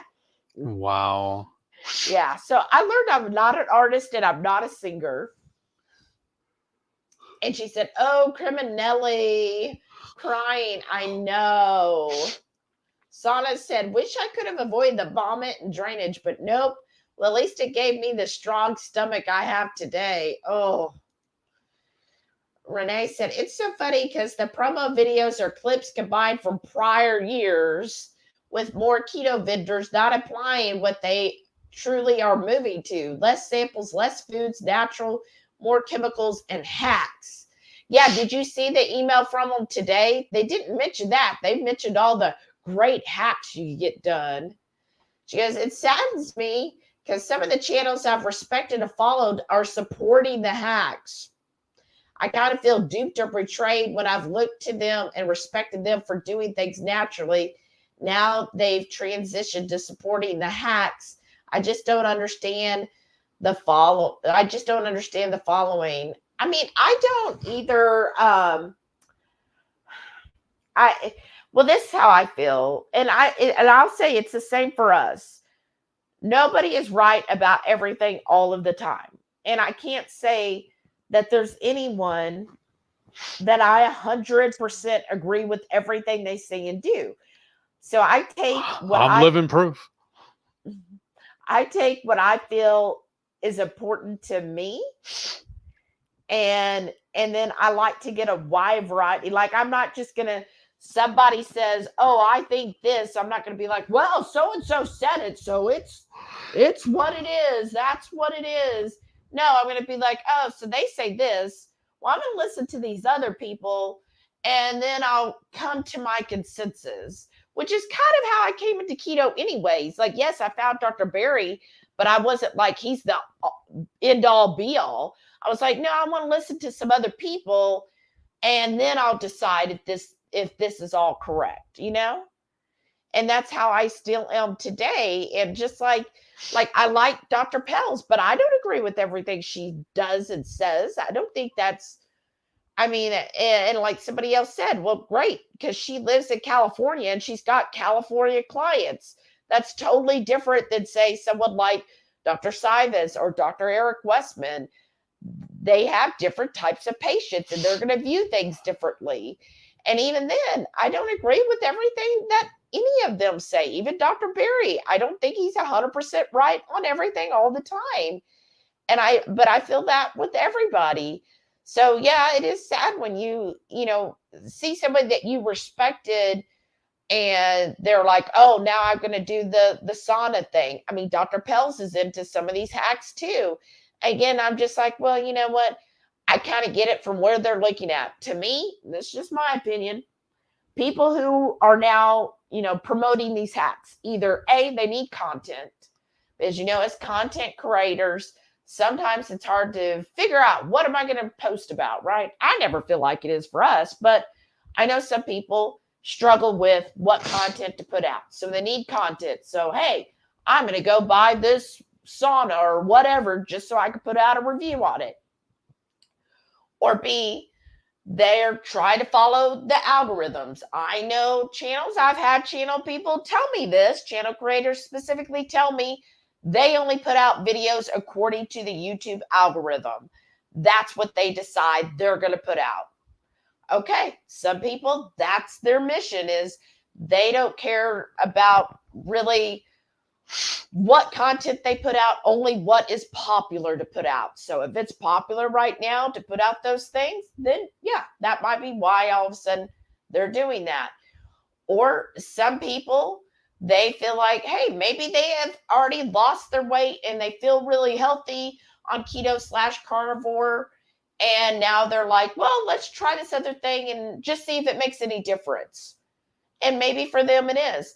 And then the other thing I think is, again, it just depends on where they're at. Like someone like Dr. Pels in California with California clients, I could totally see her doing things like the sauna or the cold plunge or those things, because let's just face it, a lot of California people, they're not that unhealthy to begin with, and they're always looking for ways to, oh, let's just try to get that extra 0.1% up in our health.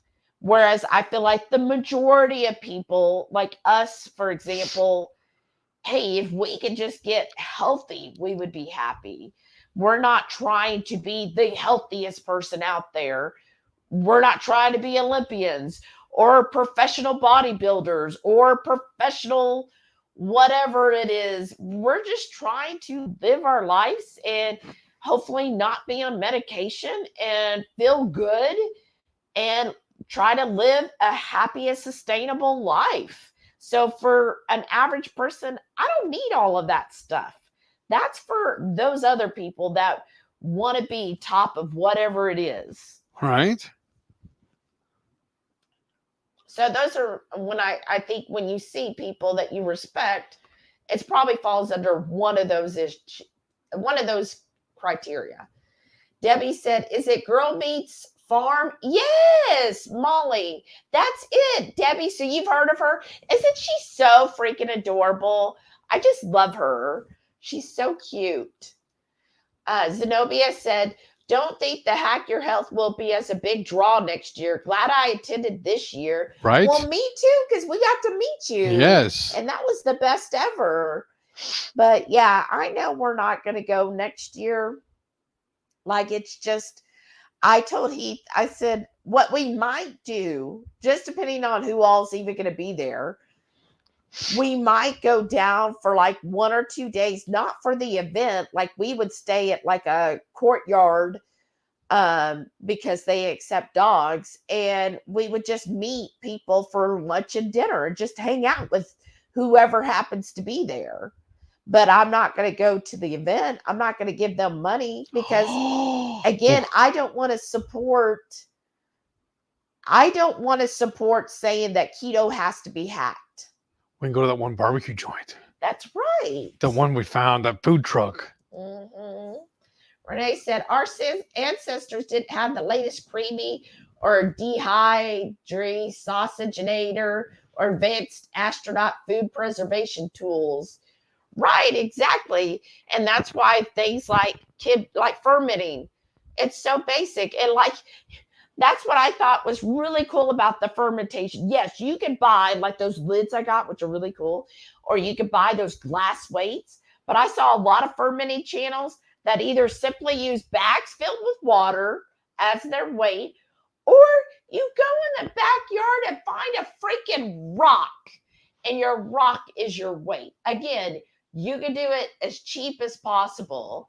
And that's what I liked about it. I was like, yeah, exactly. You don't need to get started with fermentation. You don't need any special equipment. You just need a jar and then some kind of weight and then salt and water. That's it. And you can get started fermenting. Doesn't need to have any expensive, nice, advanced equipment.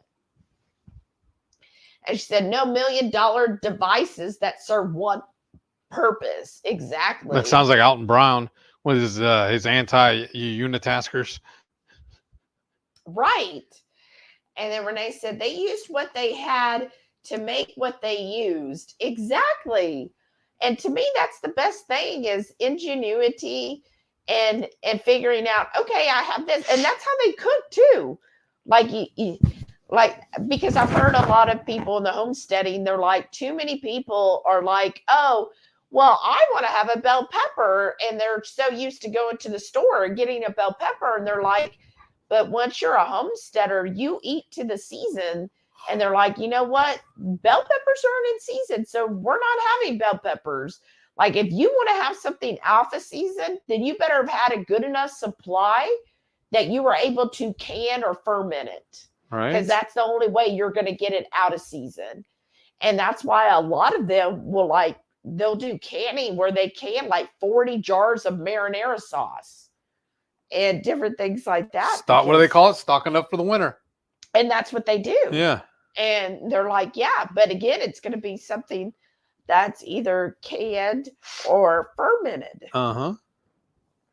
I'm fading though. And I Renee guess they're going to put this out of the street. Heath, that sound is a no, and I'll shut you off. Wait, what? When you were making the false B sounds. When I said I was sick, and Renee gets sick when we get sympathy sicks, and you pretended to make that sound. Yes.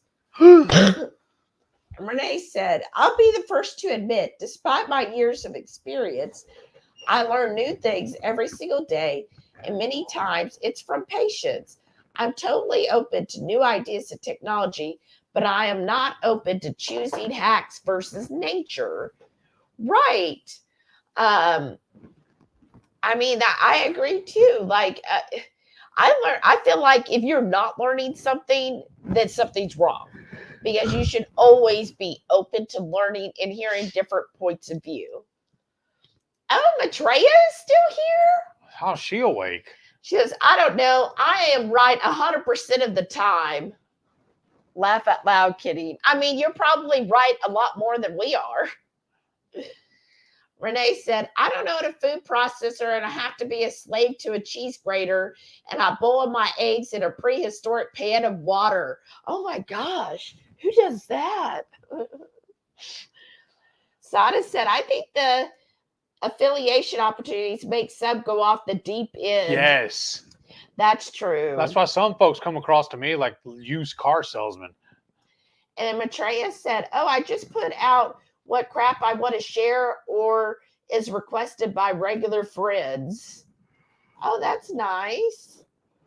And Renee said, I tell patients there's a textbook and there's your way. As long as it's safe, sometimes textbook isn't always best.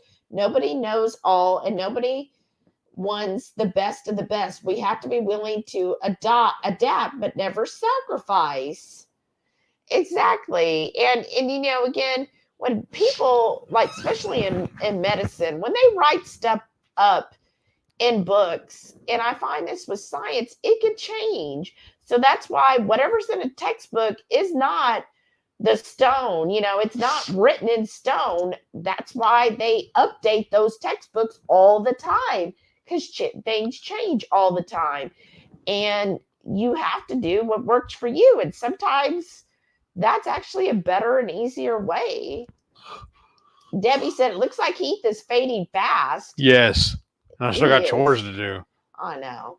Renee said, Maitreya, I have utmost respect for you and your channel because you're not a true follower. You research. You don't sacrifice. I know. And Radical Geek said, I got the lids and weights. They are convenient. They aren't required. I've been considering investing in an old-fashioned pickling jar. Ooh, that'd be fun. And yeah, exactly. I mean, I was fortunate enough because of Mama Bear Lynette, I got the fancy lids. And I'm so grateful. It's so cool to get to use those. But the first 7 ferments I did, I just used bags of water and regular lids. And the jars, you recycled them. Yeah, and we recycled the jars, and they worked out just fine.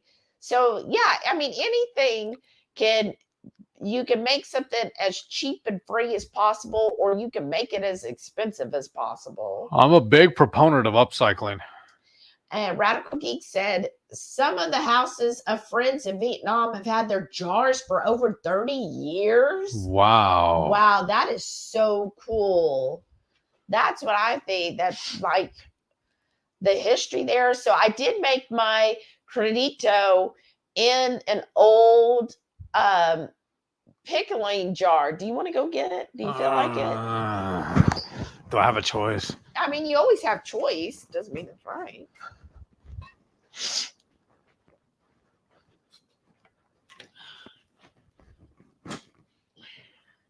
But like this old jar I'm using for the Credito, I was really happy, and it turned out really fine. Like it's turned out really well.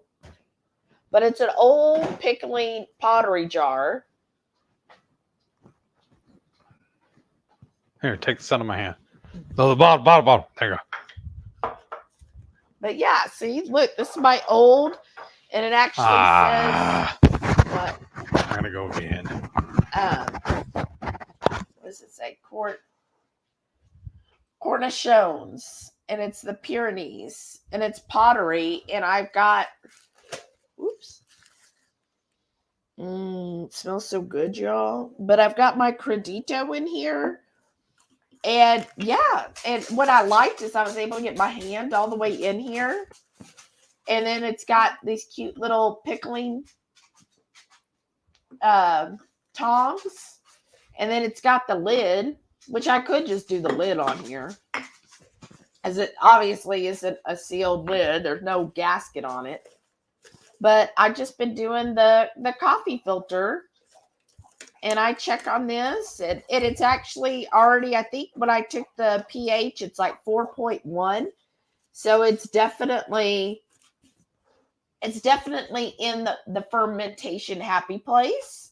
But I'm just letting it go a little longer. But isn't that the cutest? I ran out of jars at the time, and I was like, oh, well, here, I'll just use this. And I cleaned it, made sure it was cleaned out really well. And it's worked perfect for my Credito. So I'm excited to try that eventually. I'll probably let it go another week or two. I'm trying to push it to the 30-day mark. Renee said, I always joke and compare myself to Short Circuit Johnny number 5. Need more input. Love to learn. I know, and that's what's so awesome about you.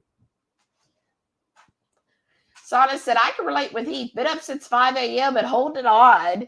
You're doing so good. Renee said, I had a patient that no one would clear as safe because he wouldn't adapt his ways. I let him show me his way, and he went from max assist with another therapist to independent with his way and walked over 170 foot. Wow. He was able to discharge early to attend his dear childhood friend's funeral tomorrow because I was receptive to allow him to show me his ways. Medical professionals aren't always right. He was. That is so awesome, Renee. That's really great.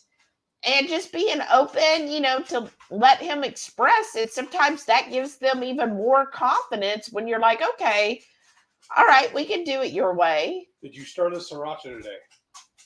Yes, I did. Yeah. And Maitreya said, nice. And we'll read this and then we'll call it a night, y'all. Oh, okay. What? I'll just start clearing some of the stuff away, but we're freaking shut it down. Yeah, we'll go ahead and shut it down for the night. I got lots of chores. I know. Renee said, so tearful and thankful for letting him show me his way. We aren't always right nor correct. His way wasn't how I would teach, but I had changed it. He would be unsafe. Tomorrow, he will be able to attend his close friend's funeral and cried when I helped him into his friend's truck because the nurse escorted him out, scolded him, and he asked me to come down and help. Aww. Wow. And then let me show you the shirt he got me. I'm going to put it on the Warden Report too, but look at this shirt, y'all. See if anybody gets the reference. We're getting demonetized now. I guess I dropped a couple things on it. I see a couple little dots. Well, I'm doing laundry tomorrow. He got this for me for our anniversary. But yeah, I see I dropped a few things. But yes, so thank y'all so much for coming. Good night, Laura. Good night, everyone. Thank you. Thank you. Sorry, I'm getting so sleepy. Well, thank you for putting up with my awful voice and my coughing and all tonight. I'm sorry. Hopefully next Friday this will all be gone. So y'all give me all your good vibes, prayers, everything, well wishes. Get this cough over with, y'all. But thank y'all again. Have a great weekend. Renee said, that's my witchy woman, cuz. Right. Sana said, witch, I'm one too, apparently. You are? Oh, wow. Oh, and then Renee said, I mean, your voice and cough was so annoying. Oh, I know. I'm sorry.